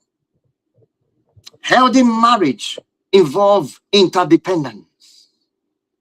Two people, hear me now. Let me say that again. Healthy marriage involves interdependence, not independence. Two different things. Two different things. I want you to hear me now. I said healthy marriage involves interdependence, not independence. Two people learning how to build together. You see it now? That's interdependence. No one person is handling the other adult's responsibility for their entire emotional well-being. No, you are not responsible for an adult's emotional well-being. He's responsible for himself. She's responsible for herself. And both of you are building together and learning together. That is what marriage involves. It's called interdependence, not independence. So ask yourself this question. What if I'm secretly expecting marriage to give me that which I have not developed within myself? That's the right question. That question will expose a lot. The things that you are expecting in marriage and you have not developed it in yourself, you will not get it. Let me explain this. If you have not developed the capacity, okay, to create your own economy, that means to create economic value. If you have not developed that capacity, marriage will not make it happen. When you come in marriage, you will be a liability. Do you understand what I'm talking about? You will be a liability to the person that you marry. Let me say that again. I said, the first question you need to ask yourself is this. What am I secretly expecting marriage to give me that I have not developed the capacity within myself for? If you can answer that question, it will expose a lot of things. Because there are people who think that they need to marry to become economically okay. I want to marry a wealthy girl. I want to marry a wealthy guy so that I can level up. Do it first. You will come back and learn from these lessons. Just go and do it first. You will suffer. You will only enjoy that resources temporarily for a while. Then you will start vomiting it out. You will cough them out by force because you are a liability. If all you come for is to consume, collect, no contribution from you, then you are in the wrong place. And those are the expectations of so many people. They are coming to collect. Their own is to collect and consume. So you have become a consumer, not a contributor. So the person expects you to be a contributor, not knowing that you come with a mindset to collect. So what is in this marriage for me? What is in this marriage for me? You should not marry. If you are in that category of thinking, marriage is not for you. If you do, you will suffer. I'm telling you, you will. It's just a matter of time. You will suffer. You will suffer. That's why we have so many liabilities in marriages. Husbands liability. Women, wives are liabilities. Because in them they thought they had to marry somebody to be economically valuable, to step up in my life, to make me better person, because you chose marriage to fix your problem. And it's a wrong. I said this one is the biggest myth around marriages. So a young girl is dating a guy, is complaining that the guy doesn't give me money. He's not giving me money. So does it mean that he's not going to take care of me when I get married to him? As though that's the reason you want to marry. So if that's your reason, you will fail. You will, oh boy, you will fail over and over again. You fail until you wake up. I'm telling you, it's the truth. Go and look at men who are chasing after wealthy women to marry. Go and look at their lives, full of massive frustration and regret. They are not living up to their values. Go and check them. Oh, because she's wealthy and you are broke, so you want to marry. Okay, look at it this way. Why don't you check those who are wealthy, financially, economically okay, and then they go into the third world, someone who is suffering, really literally struggling, they are going to marry them. And the person is claiming love from the poverty that he or she is. They are claiming love and hoping. What do you think you are thinking? It is what the marriage will fix. If I get married to this person, I will go to abroad and I will become a better person and I will be able to get opportunities. It sounds good, but for that period, if you don't develop within yourself your economic value, I guarantee you will suffer. If you don't develop yourself within yourself economic value, you will suffer. I know it's not everybody. This is not for everybody. Most people have genuine expectation, genuine plan. They are developing. I just told you what it is. If you do not develop economic value within yourself, if you come in, you will suffer. It doesn't matter how much the person have. If you are not putting your contribution in, you must be able to contribute. You must find a way to contribute to that relationship, to that marriage, to become valuable. That's the only way. Because marriage is not for both. It's not for somebody who is coming to consume and then only one person contributes. No, it requires two healthy contributors to build a marriage, to build a healthy relationship. Two healthy contributors. Both of you must be willing to build together. It's called interdependence. Okay, sign number 7. I know I've said a lot on this one. He that have ears to hear, let it hear. For those of you watching, this is the moment to hit the follow button. You're watching me on TikTok, YouTube, Facebook, Instagram. We're streaming live. And those of you on TikTok, 530 something people watching, 11,000 watching us right now on the viewer eye. Listen, hit the follow button. Hit the follow button. You got to do this. Come on now. That will not cost you any dollar.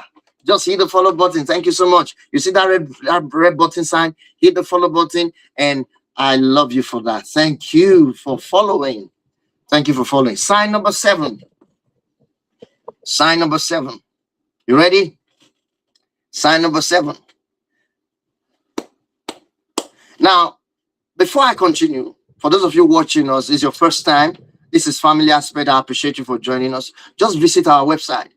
You see, is on the screen.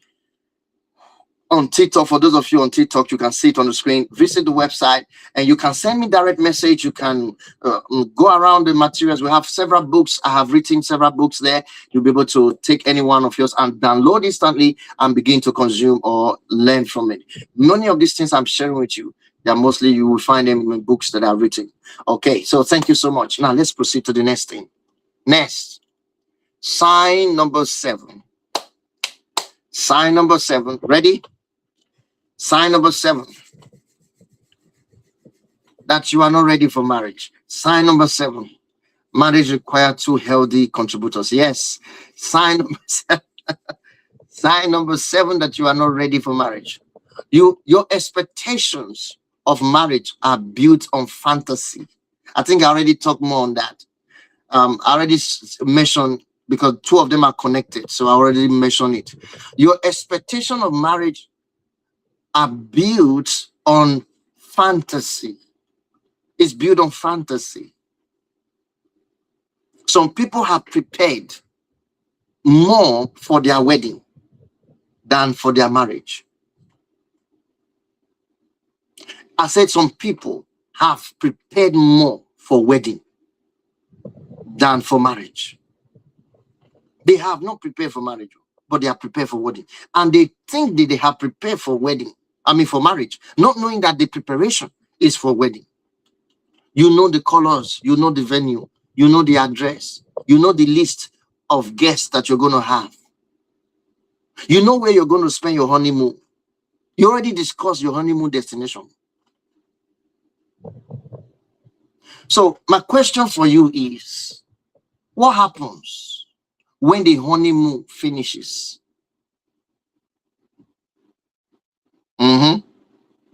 I'm asking you, what happens when the honeymoon?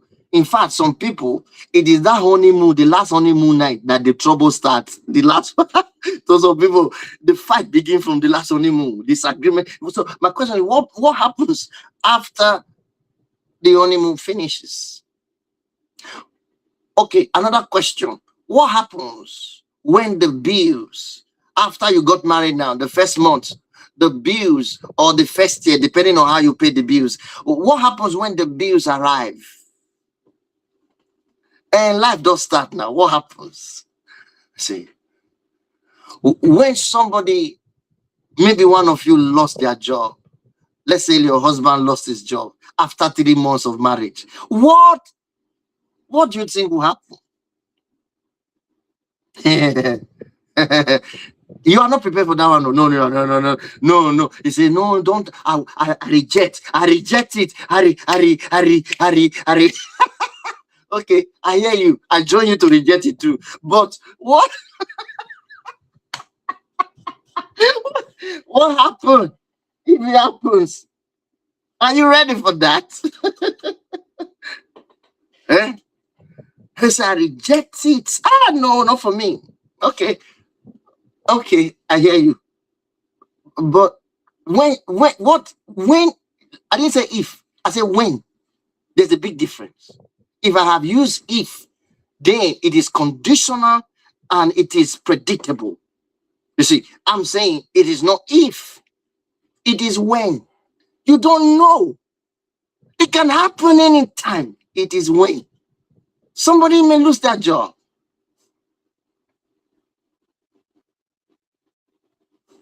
So what happens? If your whole idea of marriage was on that job strength, the strength of that job. Okay, what happened? If sexual desire changes after 5 years, are you aware that many marriages, sexual desire changes immediately the first child is born? Hello? Did you hear what I just said? Do you agree with that? Yeah, I want somebody who are those that are married here? Hello? Hello? Do we have those who are married listening? Can I hear a response from that? Are you aware that sexual desire changes after the firstborn of a child in that marriage? Are you aware? What would you do when that time comes? It will happen. No? What would you do? A lot of people never prepare for these things. I told you, they were preparing for wedding. They never prepared. Let me tell you a story of a lady who was preparing for a wedding and never prepared for a marriage. Let me tell you. One day, this lady was going shopping and she met this handsome guy, well-dressed, spot on, good height. Man, she was blown when the guy even said hello. And then she like, oh my God, if I don't say yes to this guy, I might be losing out in opportunity because the guy is wearing neat, clean. He should be loaded to the teeth. In her mind, she has built a fantasy before she even was approached for a number. So immediately the guy said, "Oh, you're looking amazing. Can I get your number?" "Oh, of course. It's okay. There's no harm." She started talking. "There's no harm in having my number. I don't know you. You don't know me. It's okay. Just give it a try. We get to know each other." She started talking. And the guy said, "All right, all right, all right. Okay." You can see and then the number was given. And then they all went their separate ways. Next few hours, they're already talking on phone. I just called to check on the number if it is right. Yeah, it's right. They started talking. Then the next few days, they were talking, and now it's time to invite each other. "Oh, let's meet for a drink." They go out and meet for a drink. "Oh, man, this is your car? My God, nice. So this is a car?" "Yeah." The guy says, "Okay, it's my car. That's fine. Beautiful." And then it went on, and then her fantasy started mounting up and building larger and larger. Man, whenever she gets home, she discusses this guy with her friends. "Do you know the guy is loaded to the teeth? The guy is this, the guy sounds, if he even laugh, I can't even stand it. I mean, I'm holding myself every time I'm with the guy. My goodness." And fantasy were built. And then after a while, the guy went on a business trip. And then took about 2-3 months. They were talking on phone 2-3 months. And guess what was going on in those conversations on phones? "Oh, I miss you. Oh, I love you. I can't wait to, since I met you, and my body is not the same. This my body is for you. This my body is for," all those kind of conversation on the phone. She was just going on and on, And the guy said, "You know what? I'm gonna give you, side by side, blah, blah, blah." They will do all those stuff. The guy will say, "Do video down." She would do video down 360. She was doing all of that on the video. On the call. 3 months later, the guy came. And the guy said, "You know what? I'm ready to take this relationship serious." I said, "Really? Oh my God, I know I met a man. I know I met you." And she was excited all over the moon. And then all our fantasies begin to feel like it's materializing. She was excited. And then she was building more. The more she was getting validation of those fantasies, she was adding more fantasies. She was building more. And then I'm going to imagine everything. And guess what? The guy that said, "Okay, can I go and meet your dad, your parent?" "Oh my God, you want to see my parent? And you have not even kissed me. You have not even touched me. This must be it." The guy has no kissed, no touch. No sex. And I was like, everything seems to be right. "Oh, what about my pastor? You want to see my pastor?" "Yes, I will see your pastor." "Oh my God, this is a blessing." And then the pastor was excited to see him. Why? Because the pastor said, "Oh, he has no sex. No, that's good. That means the guy wants to marry you. Is he a Christian?" "Yes, he's a Christian." "Is he?" And yes, the guy was a Christian. All right. Everything was just interestingly going on. It's like dreams just came past quickly. Guess what happened? After the wedding, they did a traditional wedding so quick. And then that means now they've been dating for 5 months. This is about 5 months interval now. So they got married after 5 months. Now that marriage led them to their honeymoon. So they decided to go to Dubai for honeymoon. As they got the honeymoon, that was the first night. Because they said, "We are going to have our first intimacy agreed in our honeymoon." So they went for the honeymoon. It was that night. The guy hosted a party, invited some of his friends to come to that place for their honeymoon. The guy said, "But I thought it's honeymoon now." And he said, "No, it's okay. They are just once. It's just tonight. They will just they'll be with me, and then they will leave, and they will go." And again, through that period, the guy drank, and he was drunk. Everybody left. She was looking at him, carrying him, and put him on the bed. She has never seen this guy drunk before. First time in the honeymoon. Looking at the man lying on the bed, snoring, tired, and breathing heavily. He's drunk? Am I seeing a drunkard? No, you wake up. He said, "Okay." Then throughout that day, that night, no sex, nothing. They have not validated the marriage. So what happened? The next morning, the girl woke up and washed her face. "Honey, what happened? What happened?" "Yesterday was busy. I drank and I just slept. I'm so sorry." "Okay." Then they went out to buy a few things, enjoy themselves, watch TV. And now the touch was close. They were holding each other, but no something strong. Then she was thinking, okay, maybe in the night, the guy will come fire. So she cooked everything and everything. They were eating and drinking. And then instead this in Dubai experience. Night came. The guy was watching TV. Honey, are you coming to bed soon? Yeah, I will join you soon. Honey, are you coming to bed soon? Yeah, I will join you soon. She went to bed, got ready. Honey will soon come. Honey is still watching TV. Honey still. Then later, Honey slept on TV. Honey didn't come to bed. She came around 12 a.m. or at about 1 a.m. Honey, do you come? Why are you sleeping? Come on. Yeah. Oh, I'm so sorry. Oh, they are sleepers. Oh, this. Oh, this. Okay, I'm sorry. All right, I'll come now. You go on, I'll come. And the guy went around, play around in the bathroom, wash face, do all sorts of things, stay there for long, almost more than 30 minutes in the bathroom playing. I'm coming. And then the lady was almost sleeping up. And then she had to stay. Oh, what is going on? And then the guy came on bed. Guess what? Hey, guys, I'm so tired. Can we just come? But honey, but we have not. What is going on? Are you okay? I'm fine. I'm just tired. I'm exhausted.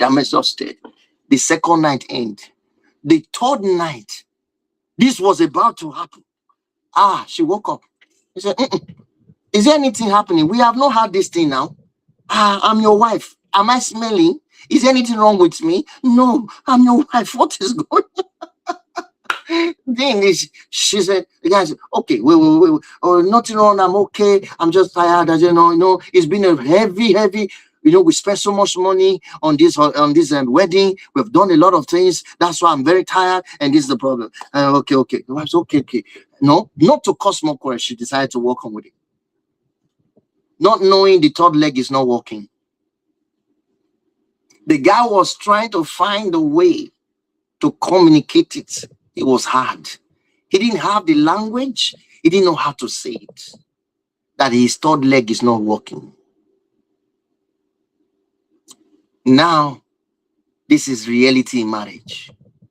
Would you join off? Would you hop off? Or you want to stay? Now, this is it now. The guy now decided to settle down and say, no, what, this is it. Actually, that is not the stand, though. That one is not the stand. But we can use, she was not he was not suggesting toys and all of that. She said she felt broken and dismissed. I told her, I said, the first thing is, you are not supposed to feel broken because you did not prepare. You should regret that you did not prepare, because the only thing is you did not prepare. It is not what he did, it's not what they said. It is the preparation. Your preparation is so important. She was fantasizing. Everything that she fantasized came to a close.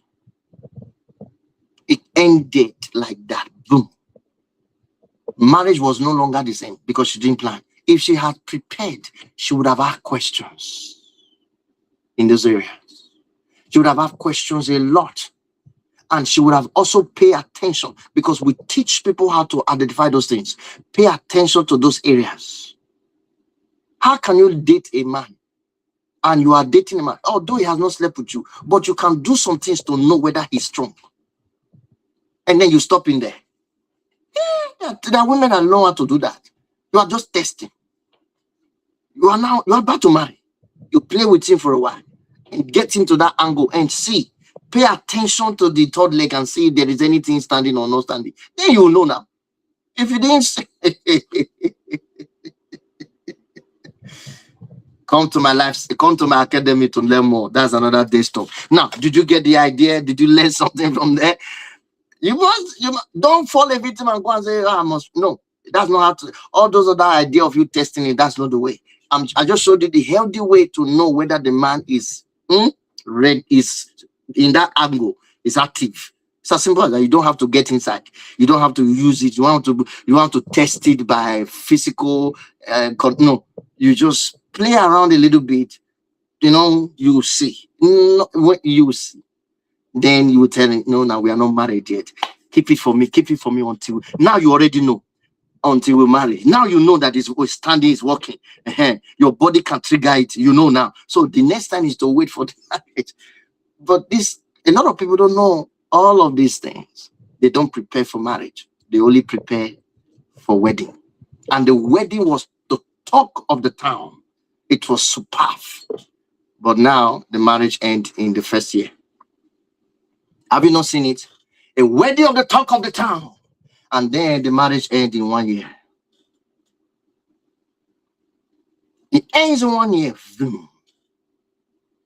If I don't say this to you, what qualify me to be a coach? So there are things I will say, but I will not say everything. But I know you're getting it.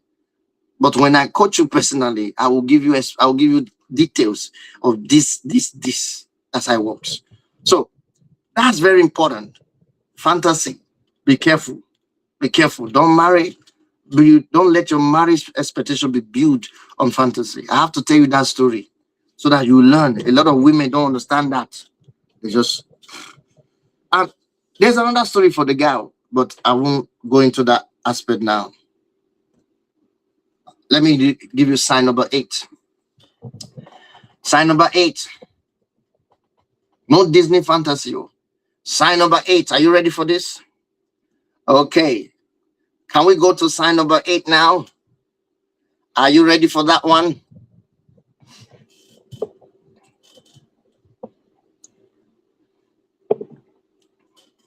Number 8. You keep choosing people based on chemistry without assessing capacity. Now, this story I just told you will come alive in this one. You begin to understand it. I said people keep choosing based on chemistry. You are choosing a partner based on chemistry without accessing capacity.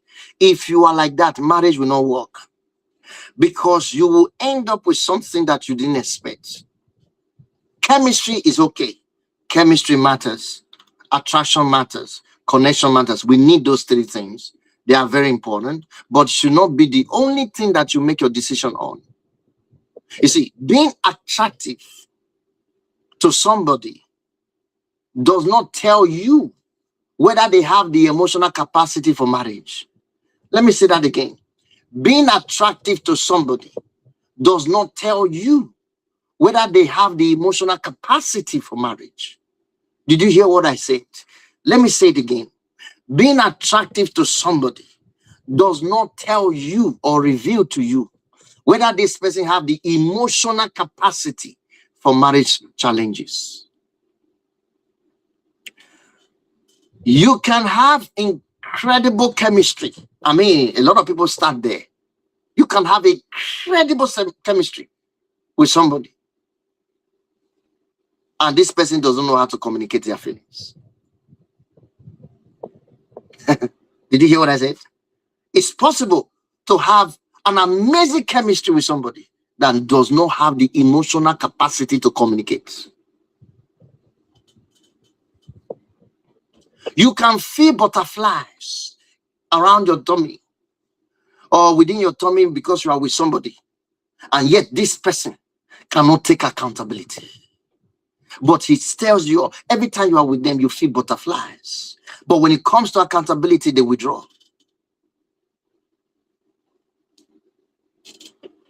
Are you getting it now?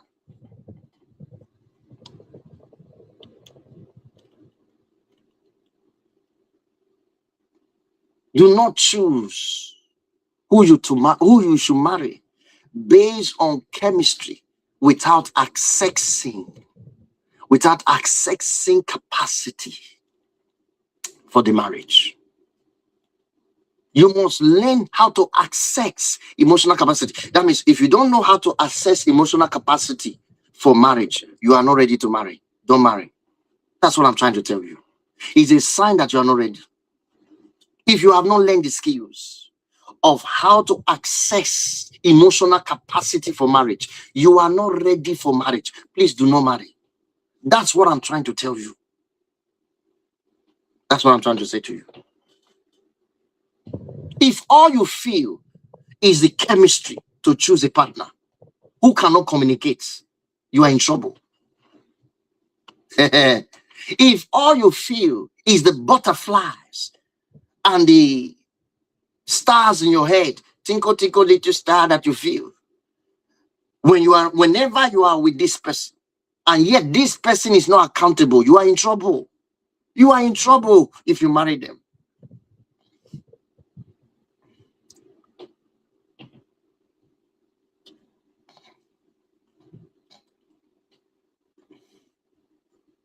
Do you know that it is easily possible, very possible, to have sexual compatibility with somebody who is emotionally avoidant? Are you aware?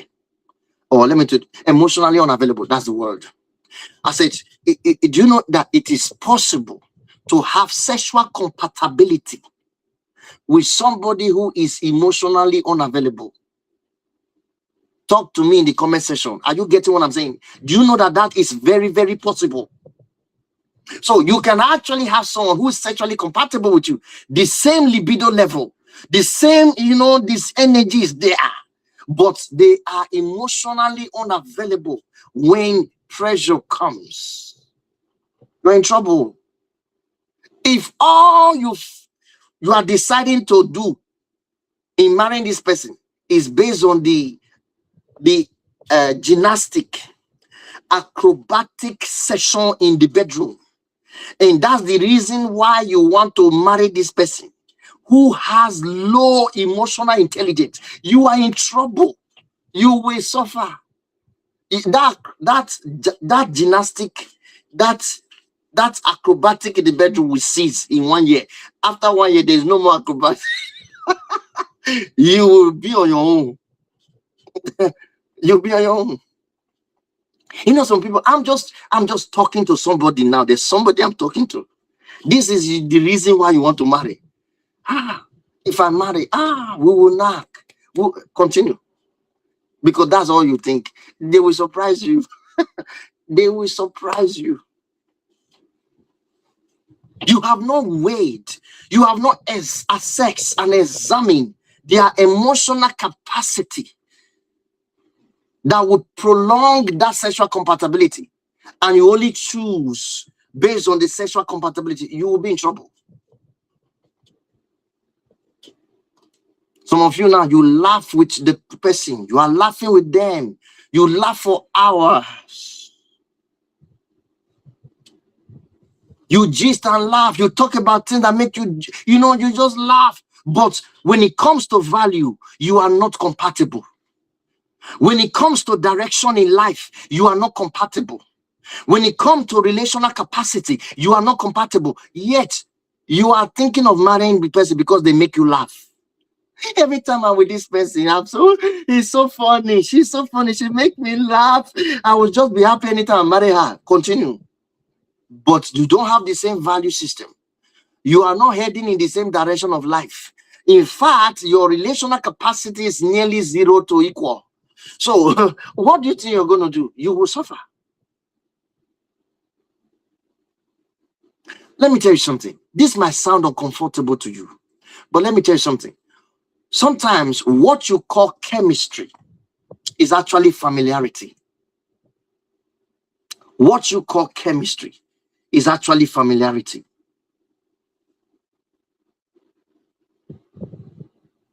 You grew up around emotional inconsistency people. So emotional inconsistent people feel excited to you without even knowing.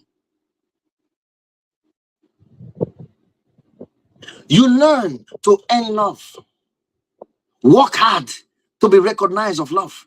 You have to earn your love. You have to earn it. You have to work hard to receive love. You don't know, but that's how you were raised. Your parents rewarded you for the work that you were doing. They will tell you, oh, if you do this, I will give you this. Because you have done this, that's why I love you. So you learn to earn love, to work hard for love, and you grew up like that. Somebody who makes you chase them will become available. It becomes something that you feel valuable to.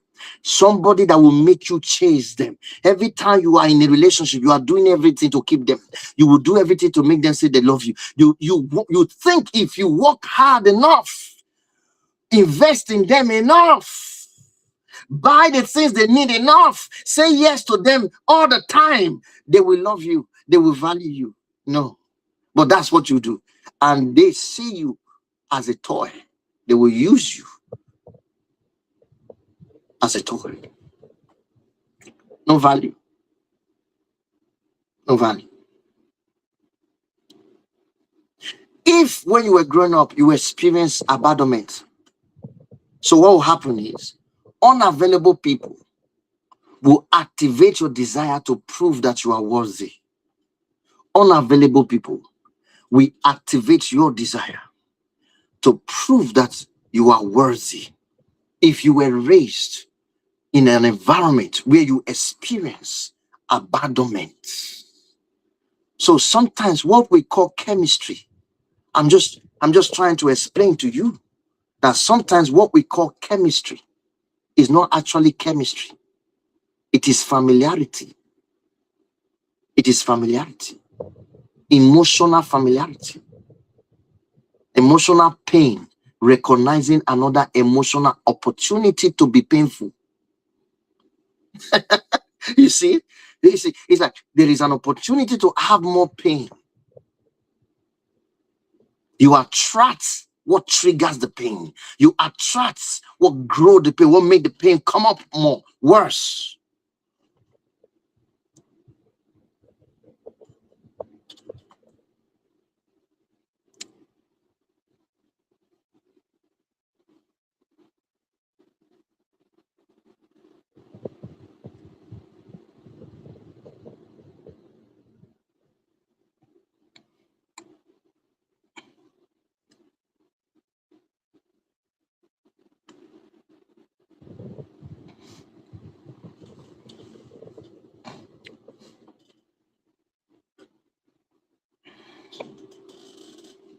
So you end up repeating pattern.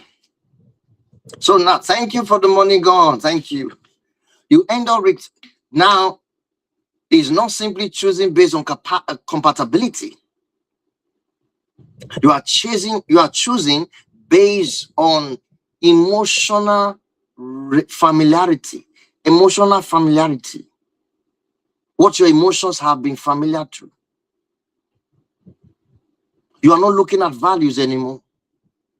You are not looking at capacity. You are choosing from feelings. And you may be repeating pattern without knowing. That's why emotional diagnosis is a must.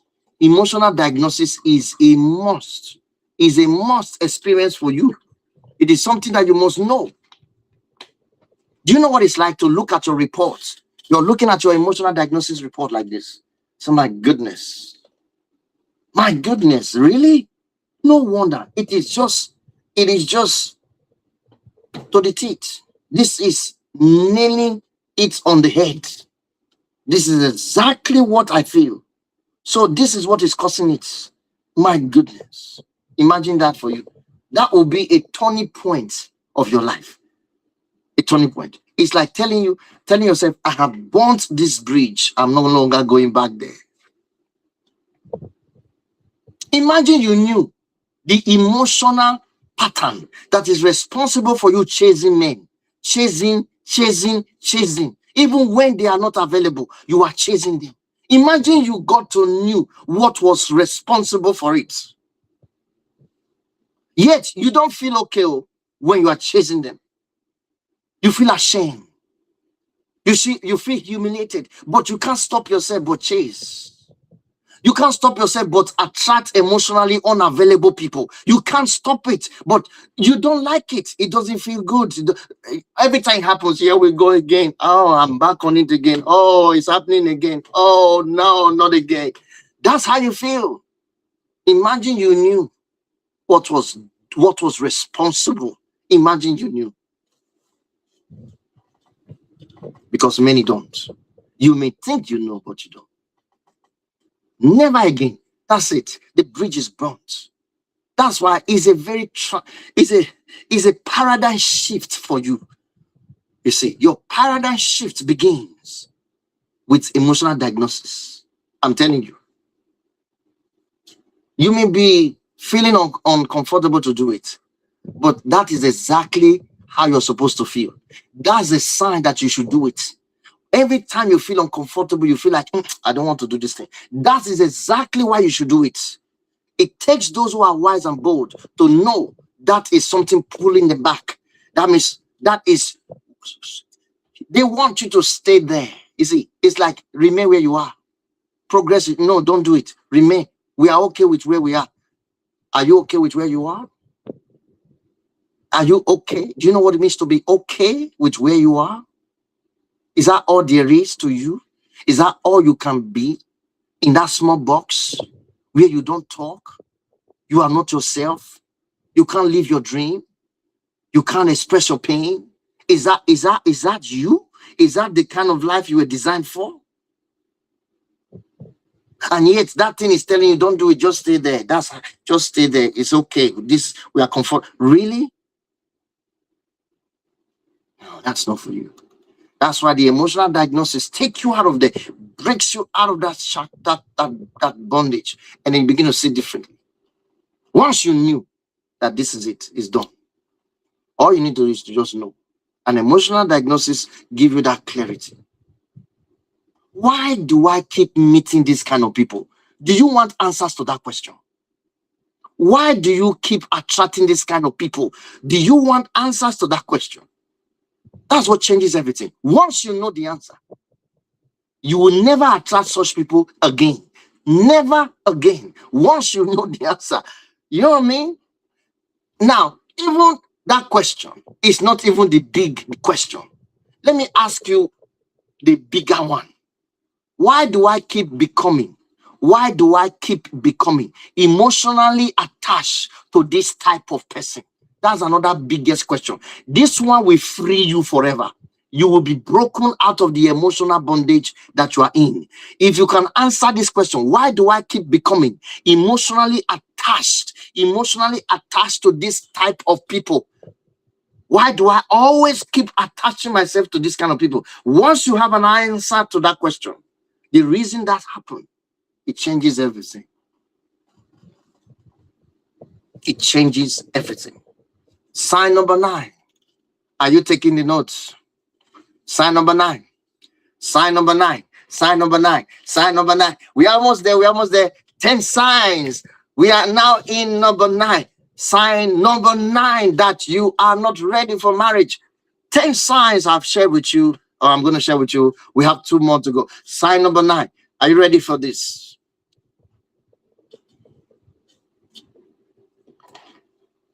You do not know how to communicate your needs and boundaries. You do not know how to communicate your emotional needs and boundaries. Please don't marry. It's a sign that you are not ready for marriage. If you are not able to communicate your emotional needs during talking stage, if you are not able to communicate your boundaries during talking stage, you are not ready for marriage. Do not marry. It's a big sign that you are not ready. Can you imagine? You dated though, and you dated until you got to a place where you are not married, or the relationship did not work after 5 years. The relationship did not work after 10 years, or after 3 years, after 4 years. The relationship did not work. Those periods, you didn't have any boundary. You didn't communicate them because you didn't have them. Your needs, in fact, the reason the relationship did not work is because your needs were not met. Your emotional needs were not met. Boundaries were broken. That is the reason why you left. I'm just saying. Because if there were boundaries in place, you would not tolerate cheating. 1 time, 2nd time, 3rd time, 4th time, 4th time, 5th time. You tolerated cheating and you are dating this person and you thought they would change. If you have boundaries in place, you will not do that. Wait a minute. They had silent treatment. You said they were using silent treatment on you for how long? You say almost every time. And now you have been there. You have been in that relationship for 4 years, for 3 years. Suffer silent treatment. Relationship, not marriage. For 1 year, 2 years. It means that you don't have boundaries. So you didn't know how to communicate your boundaries. You didn't know how to communicate your needs. You see the problem? So that is already a sign that you are not ready for marriage. So just because the relationship failed doesn't mean you failed. It was a wake-up call to help you understand you are not ready for marriage. Go and prepare. It's not a call for you to go and search for another relationship to enter. Neither is it a call for you to start blaming the person that, oh, it's because they cheated. That's why. It's because they cheated. It's because you have no boundaries. If you communicate your boundaries, you wouldn't have been in the first place to be around cheater. If somebody who cheats spend the time in your life 1 year, stay with you and cheat all around you, you have no boundaries. You have no boundaries. It means that you're not ready for marriage. You did not know how to communicate boundaries. You did not know how to communicate your needs. Somebody say boundaries are my likes and dislike. No, boundaries are not your like and dislike. It's broader than that. Boundaries are what you have made up your mind to accept, that is in alignment with your values, your purpose, and your what? Your personality is in alignment with it. This is what I choose to accept. Is alignment with your plan of future. This is what I choose. That's boundary. It's also all what I refuse. I will not accept this kind of thing. These things are not in alignment with my personality. They are not in alignment with my values. They are not in alignment with my future. So I will not accept them. It doesn't matter who is. So if they try to push it in, I will fight it back. I will not tolerate it. I will not stay in that relationship because I feel that I'm in love. Love is not enough to hold me in. That is boundary. Boundary comes with consequences. And if you cannot communicate it, you are not ready. Period. It comes with consequences. You know, my husband has been cheating on me for over 15 years because you have no boundary, sister. No boundary, sister. You could not communicate your needs and your boundaries. So what that means is you were not supposed to marry. You were not ready. It means they did not prepare for marriage. Is one of the signs of those who are not ready. I can be on this one. This one, I have a whole section of teaching of this one, this boundaries thing, boundaries and needs. I have a whole section of teaching in my academy. So if you go to my website now, you will see there in the academy. So some sections were written in this book. There's no way you can tell me, oh, I've been in that relationship for so long and this person has been doing this to me. He has been, because you lack boundaries. You have no boundaries. You decided to tolerate silent treatment for 7 years because you have no boundaries. Who is the problem? Is it the person that is treating you with that or punishing you with silent treatment? He's not the problem. She's not the problem. You are. You decided to get into a relationship that you were not prepared for. No boundaries. You don't know how to communicate your needs. So you have emotional needs that are not being met and you are angry because they are not being met. Yet you have not been able to communicate them. It means that you are not ready. I can be on this for a whole time, so I don't want to dwell on it. I hope you get the message.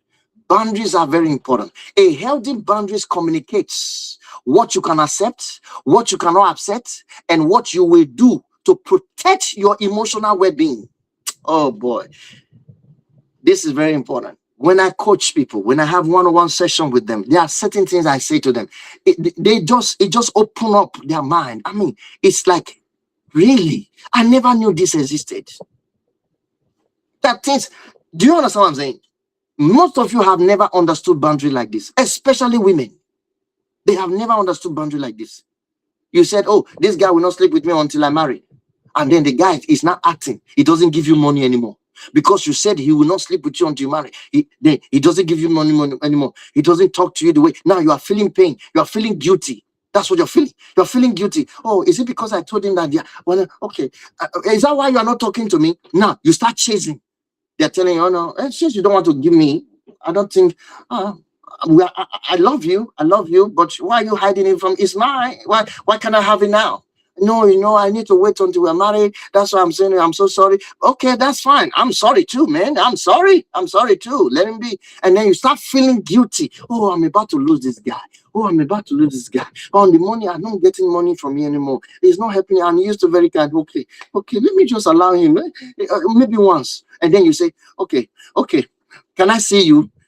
What do you want to see me for, babe? What do you want to see me for? Now he's acting as though he got you.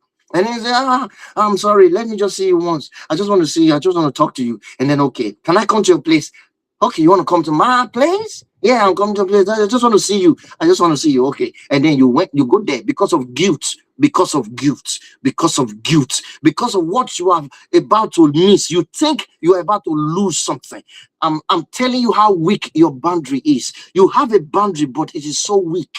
It is so weak. No consequences. It is so weak. So now you go there and then you say, "Oh, I'm so sorry. I can see that you are no, I'm still a student. I'm in my final year. I'm in my 400-year level, and I like you. I know that we have a future. I just wanted us to finish, but I know you are angry. You are talking all around." And then the guy says, "Okay, sit down. What do you want to drink?" And you think, then the next thing is the guy is touching you. Stop now.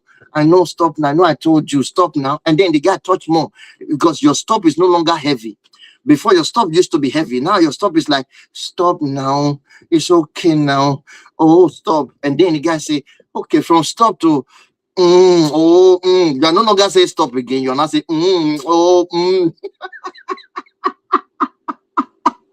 from the next is then everything is now you come out, you're feeling guilty.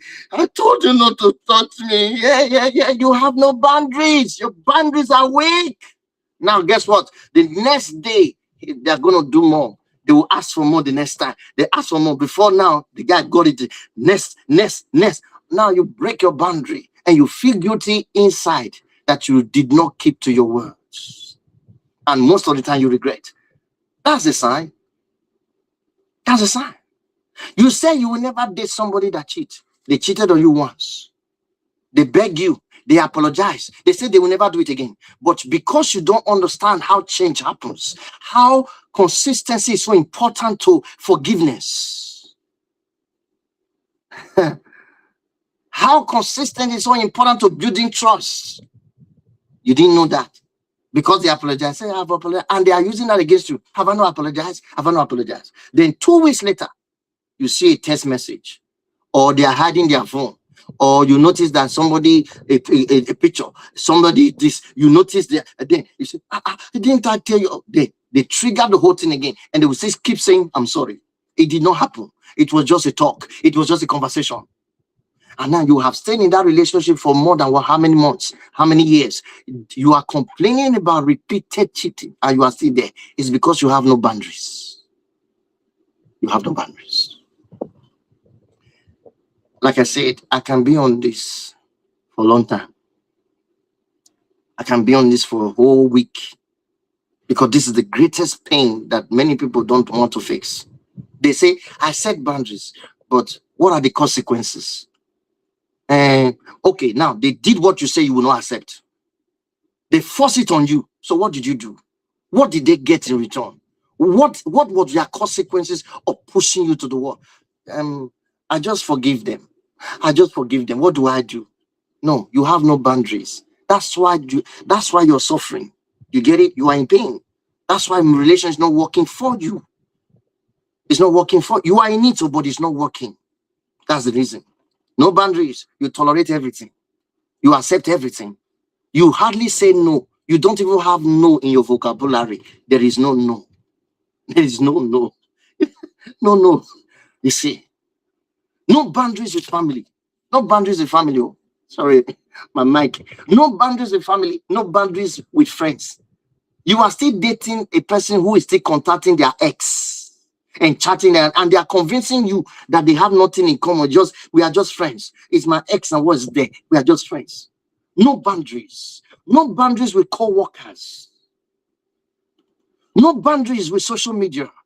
They stay on it all day. Scroll. They're there all day. No boundaries. And you are in that relationship with them. No boundaries with money. No boundaries. No privacy. Literally, your brother can walk into your master, your husband, your husband and wife bedroom. They can literally walk in. No boundaries.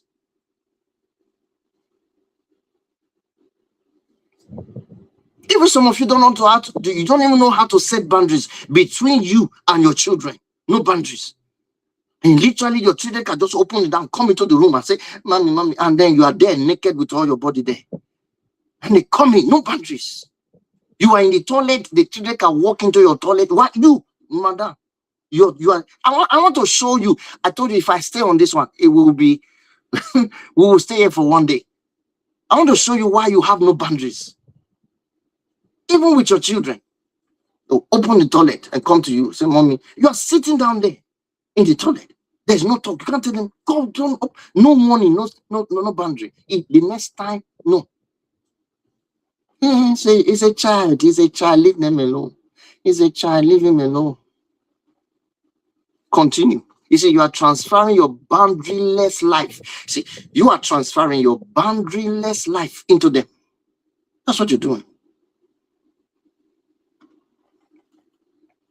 No boundaries with time and communication.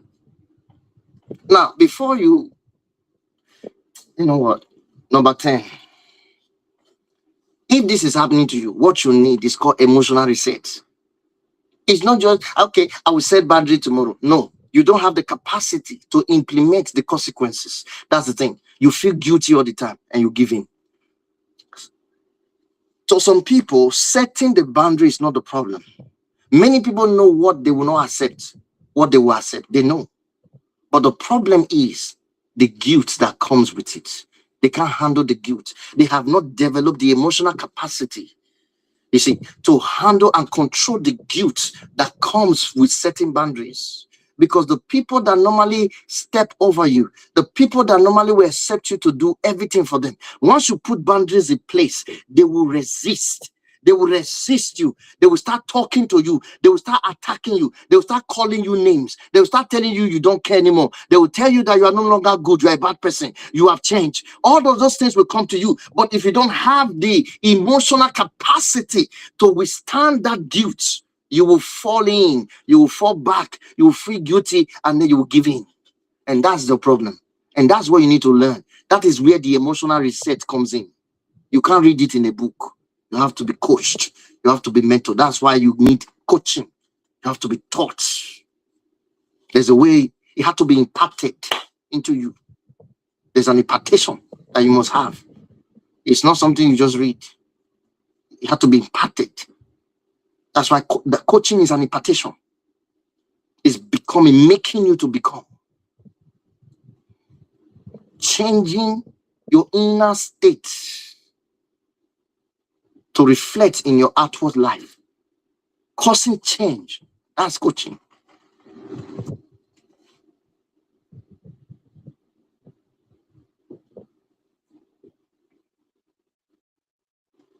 He said not everyone was born with common sense.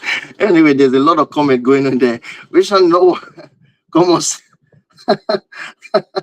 Okay, you got that? Number 10, sign number 10. Let's go. Lastly, sign number 10.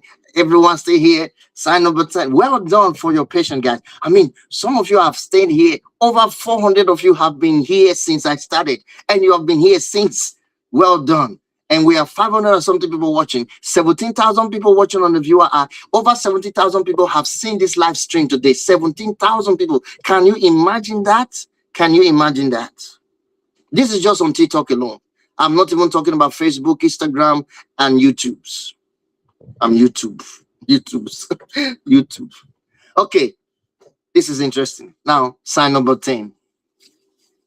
Sign number 10. Are you getting this? Sign number 10.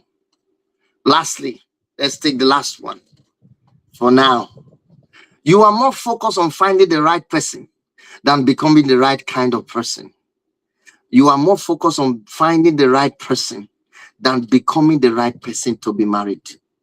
You are more focused on finding the right partner than becoming the right kind of partner. That is the problem. Once you are focused on finding the right partner, the right person, I'm just looking for my Mr. Right. I'm just looking for my Mrs. Right. If I can just find my Mrs. Right, I'm looking for. Once you are doing that, you are not focusing on you becoming the right person. Then you are not ready for marriage. Let me explain this. This is very important. This is very important. This is one of the biggest. Everybody has a list of who they want to marry. Everybody have a list of who they want. I want someone emotionally mature. Check. Are you emotionally mature? Hello? Hello? Sister? Yes. Are you? I need a emotionally mature man. Are you? You. And you that is looking for emotionally mature man or emotionally mature, are you emotionally mature? Yes or no? I want someone who can communicate. I want someone who can communicate, to who can just speak well. Someone who can you when you start talking, what happens? Some of you can talk for 25 people. Only you can talk for 25 people. And then you talk and talk and talk. No hold up, no pause. How do you communicate? You want somebody who can communicate so that your feelings can feel normal. But you can talk to them the way you want. Can you communicate? That which you are asking for, that which you are looking for in a person, do you have it? Let me tell you the mystery. Hear me now. This is wisdom. Let me tell you the mystery. You cannot attract what you want. You attract who you are. You do not attract who you want. You attract who you are. Some of you have list. It is not what you have on the list you get. It is who you are actually that you become, that you attract. Let me say it again. You may have write the list that you want somebody who can communicate. You may have write the list that you want somebody who is emotionally mature. As long as you are not emotionally mature, as long as you are not you can't communicate, as long as you are not accountable, as long as you are not somebody who is emotionally healed, you cannot attract the opposite. You can only attract who you are emotionally conditioned for. And this is the mystery. I just answered some people's question. I just answered your question. And this is the mystery.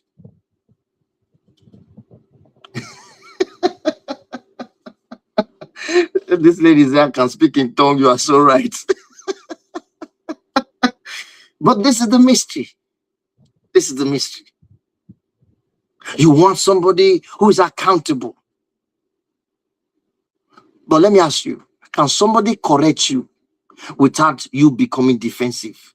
I'm asking you now. You that want somebody to be, you are needing a man or woman that will be accountable.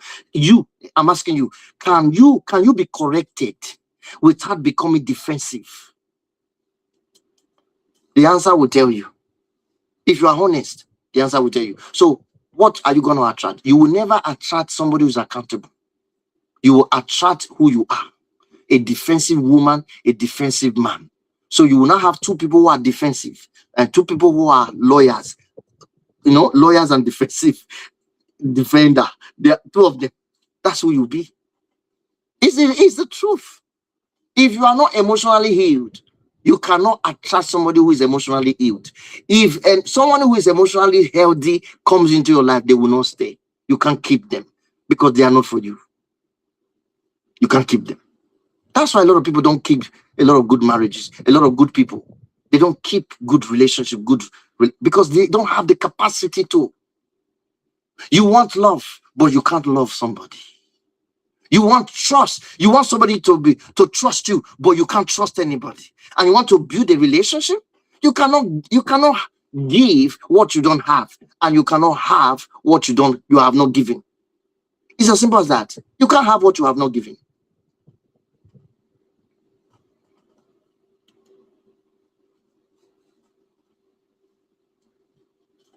So what you have done, I'm asking you, what have you done with your own wounds?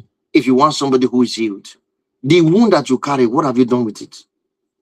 That's why you attract somebody else who is wounded. And both of you are wounded, building a marriage, and then there's chaos. Because both of you are wounded. You came from a wounded emotional relationship, and two of you are looking for somebody who is healed, and you can't find. You attract each other. And you thought that this one is well. At the end of the day, you discover that when you both come together, you are both wounded. Oh, I want somebody who is financially responsible. I want somebody who's okay, I hear you. What does your own financial behavior look like? Let's look at your bank statement. Yes, let's look at it. And let's look at your bank statement. Let's look at your statement of accounts. Let's see what you're doing. Let's see what is happening to your money. I want somebody who is financially responsible. We'll see. You see. You know, somebody say, well, I know how to manage money, but my partner does not know how to manage money. Okay, you may have learned along the way, but initially there was something about your finances that also actually align with the person's financial habits.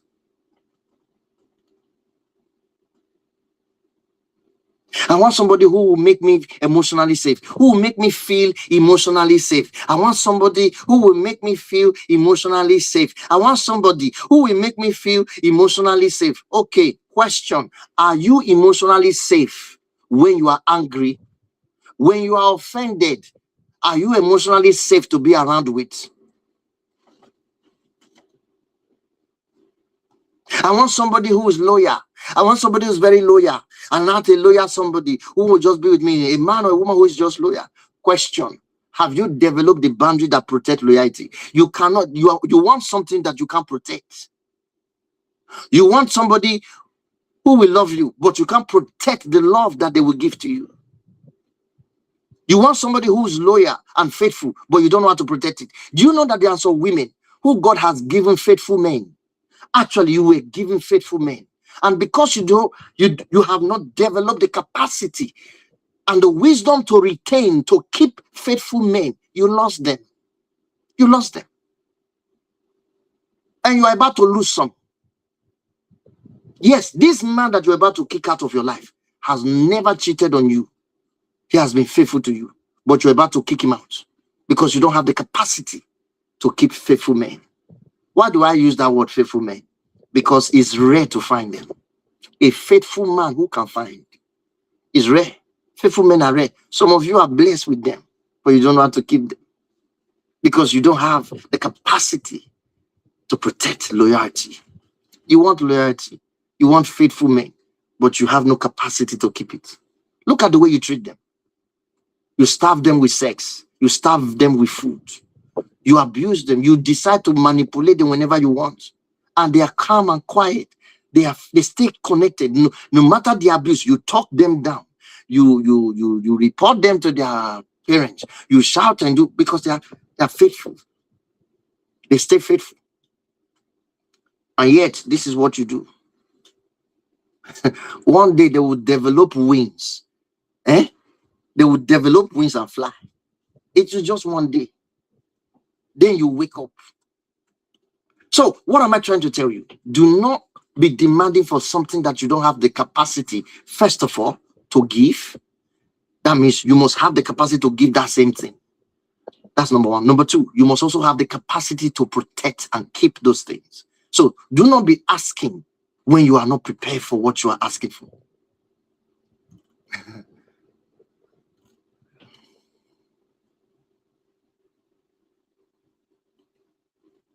Are you getting what I'm saying? Very important. This is the last point, and I need to expatiate a little bit on this. You must understand what I'm saying. Very important.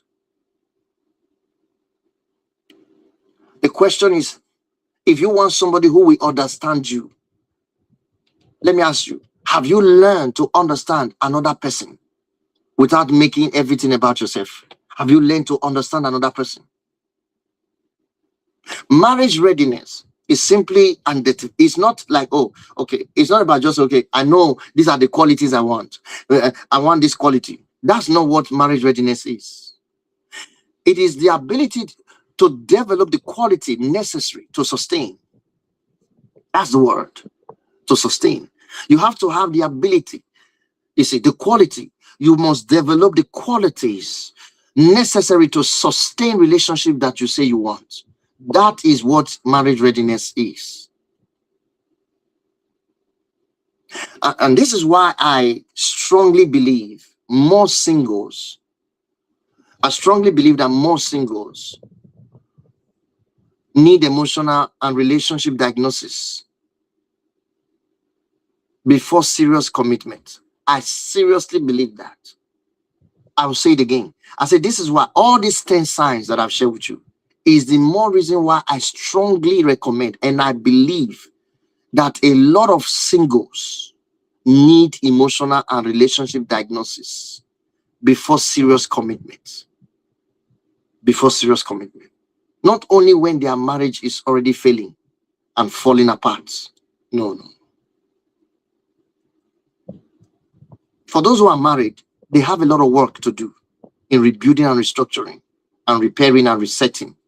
But if you are not married yet, this is your time to take the advantage of these things and be ready, prepare right on time. Prepare right on time. You will not be the one that is needing help. You become the one that is giving help. If you prepare on time, I'm telling you, if you prepare on time, I say you will not be the one that is needing help. You become the one who is giving the help. You become a blesser. A blesser. Or a blessing. You become one. That's what it is. Because you prepared on time. You prepared on time. Don't wait until you are married for 7 years with 2 children before discovering that the pattern you thought was just, oh, my personality is not damaging the intimacy in your marriage. Don't wait. Don't wait until engagement to discover that you have a deep fear of abandonment. Don't wait. Do not wait. Now I'm looking at you on TikTok now. Yeah, sorry, every time I look at this, I'm looking at them on the other side. So do not wait until marriage to discover that you have to learn how to manage conflict. It's now in marriage you want to now learn. Don't wait. Do not wait until resentment develops before learning how to be accountable. Before learning accountability. Don't wait. Don't wait until you are emotionally attached to somebody before asking whether they are actually compatible to you emotionally or they are ready emotionally. Don't wait. The problem with a lot of people is that they like to invest emotionally first before they discover who they are dating. It's a very big shame. So thank you. You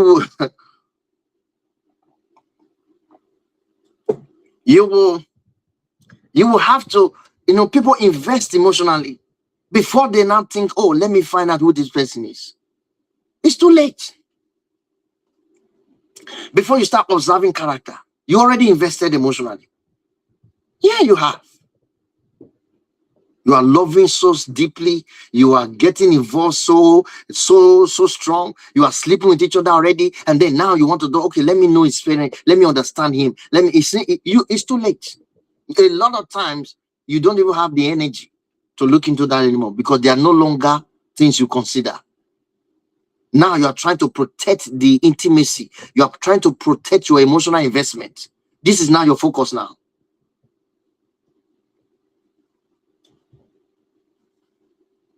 Why does this thing keep happening to you? Sometimes you don't need another motivational video on YouTube.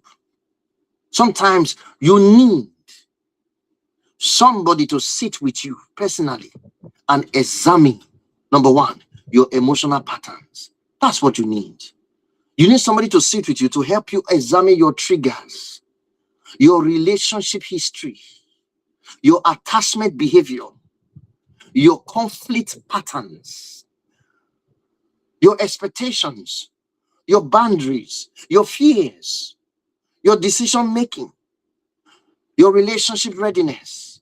You need somebody to help you examine this, to sit with you and go through these steps to help you realize yourself, realize your relationships. Because general information can give you awareness, but personal diagnosis helps you understand what the information means for you. You see, it's called personal for you. The information is for you. It's tailored to you to meet your needs. It's tailored to fix your issues. You as a person, not for everybody. And that's why diagnosis like this is inevitable. If you want to build a healthy relationship, is inevitable, except you're already been diagnosed. And then you know exactly what to do. So before you marry, ask yourself, can I recognize what I am feeling before I react? Can I communicate or comfortable emotions respectfully with my partner? Before you marry, you want to ask yourself, can I receive correction without immediately defending myself? Ask yourself these questions. Can I apologize without adding but? I'm sorry, but. I know I'm sorry, I know I did it, but. Some people, they don't know what is wrong with that. But some of you are just surprised now I'm saying that. There's a lot wrong with it. There's nothing right with that. That's not apology. I'm sorry, but. I know I did it. I'm very sorry, but. And then, but what? But you see, the way you did it, the way you say, so you are not sorry. No. You can't be apologizing to someone and be blaming them at the same time. It doesn't make sense. So can you do that? Can you tolerate disagreement without interpreting it as disrespect or rejection? Can you do that? Can you be alone without becoming desperate for attachment? Is it not possible to actually learn to be alone when the need to be? There's a need to be, because you need to be alone to heal. You need to be alone. You can't be healing where you are broken. You can't be healing where you are shattered, where you are injured and wounded. So you need to separate to heal. That moment to be alone, you don't need another attachment to heal. You can't be desperate for another attachment and you are expecting to heal. So the question is, can you be alone without becoming desperate for attachment so that you can focus to heal?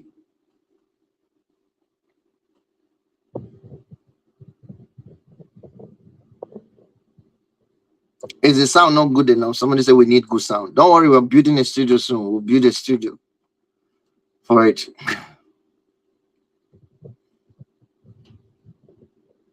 Have you processed your previous relationship wounds? Have you processed your previous relationship wounds? I'm asking you. Do you understand your triggers? Do you understand your triggers? If your answer is a no to this question, can you communicate boundaries? Do you have any boundaries at all? Can you communicate it? Or are you afraid to do it? Do you know what healthy love looks like beyond chemistry? Can you distinguish attraction from compatibility? Can you tell the difference? Can you tell the difference? Can you tell the difference? Can you identify unrealistic expectation about marriage? Do you understand the emotional patterns that you learned from your family? This one is huge. Do you understand the emotional patterns that you learned from your family members, from your whole upbringing, from your home, from your parents? Do you understand the emotional patterns that you inherited? Do you know whether they are healthy or unhealthy? Some people now that are married, some people that are married right now, they are repeating the marriage pattern of their parents, and it's not healthy. They know. They are just reliving. They are just, it's like an extension of a generational pattern. They just carry it and extend right now. That's what some people are doing, because they never find to get the time to even, no one taught them on how to do this thing. No one taught them. They didn't know. So I won't blame them because they didn't know that they should.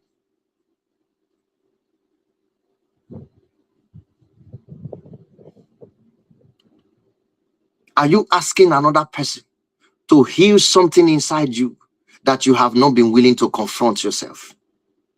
Is that what you're doing? I've asked you so many questions. And if several of those questions I asked you made you feel uncomfortable, don't panic. There's a reason why I asked those questions. But do not even ignore them because you're panicking or because you're uncomfortable. Do not ignore those questions. The purpose of discovering that you are not ready is not to condemn you. The reason I shared this 10 point, it was not to condemn you. It was to give you an opportunity to become ready if you were not. Which, if those things I mentioned is that are the things that you find yourself doing, it shows that you are not ready. So it's an opportunity to prepare you, to tell you to be ready. That's it.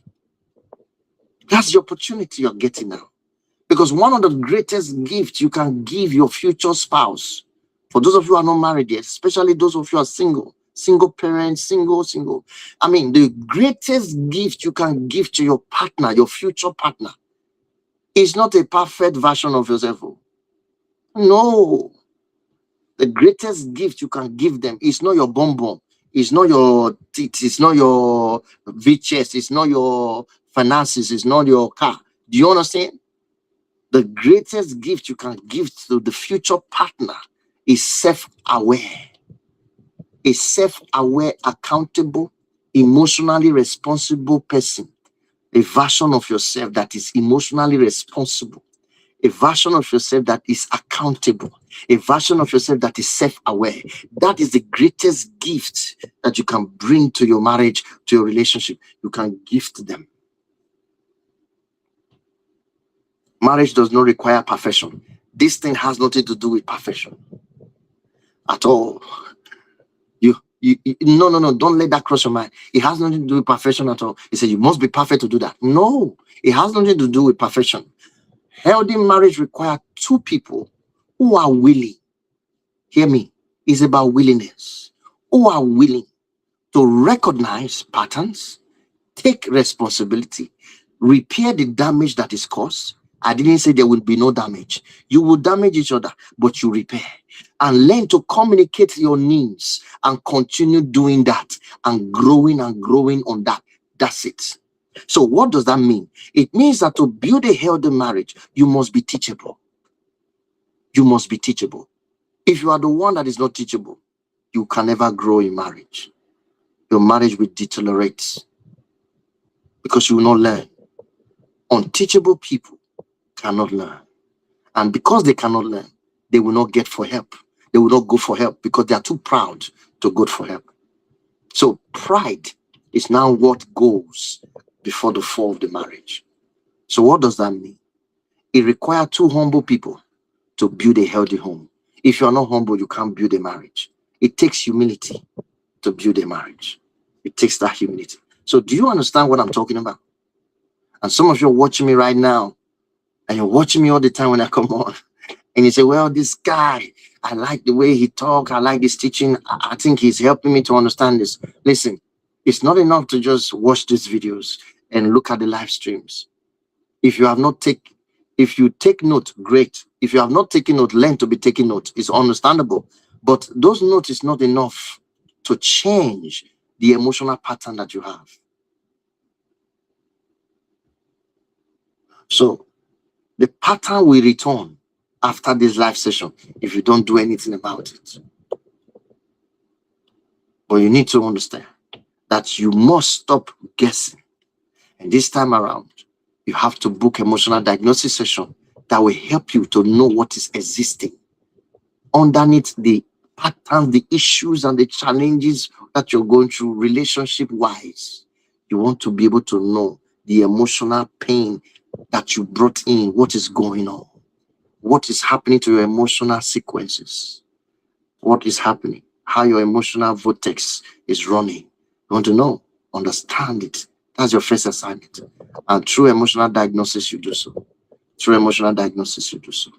So use the link in my bio to book emotional diagnosis session, or use the link on you see my screen.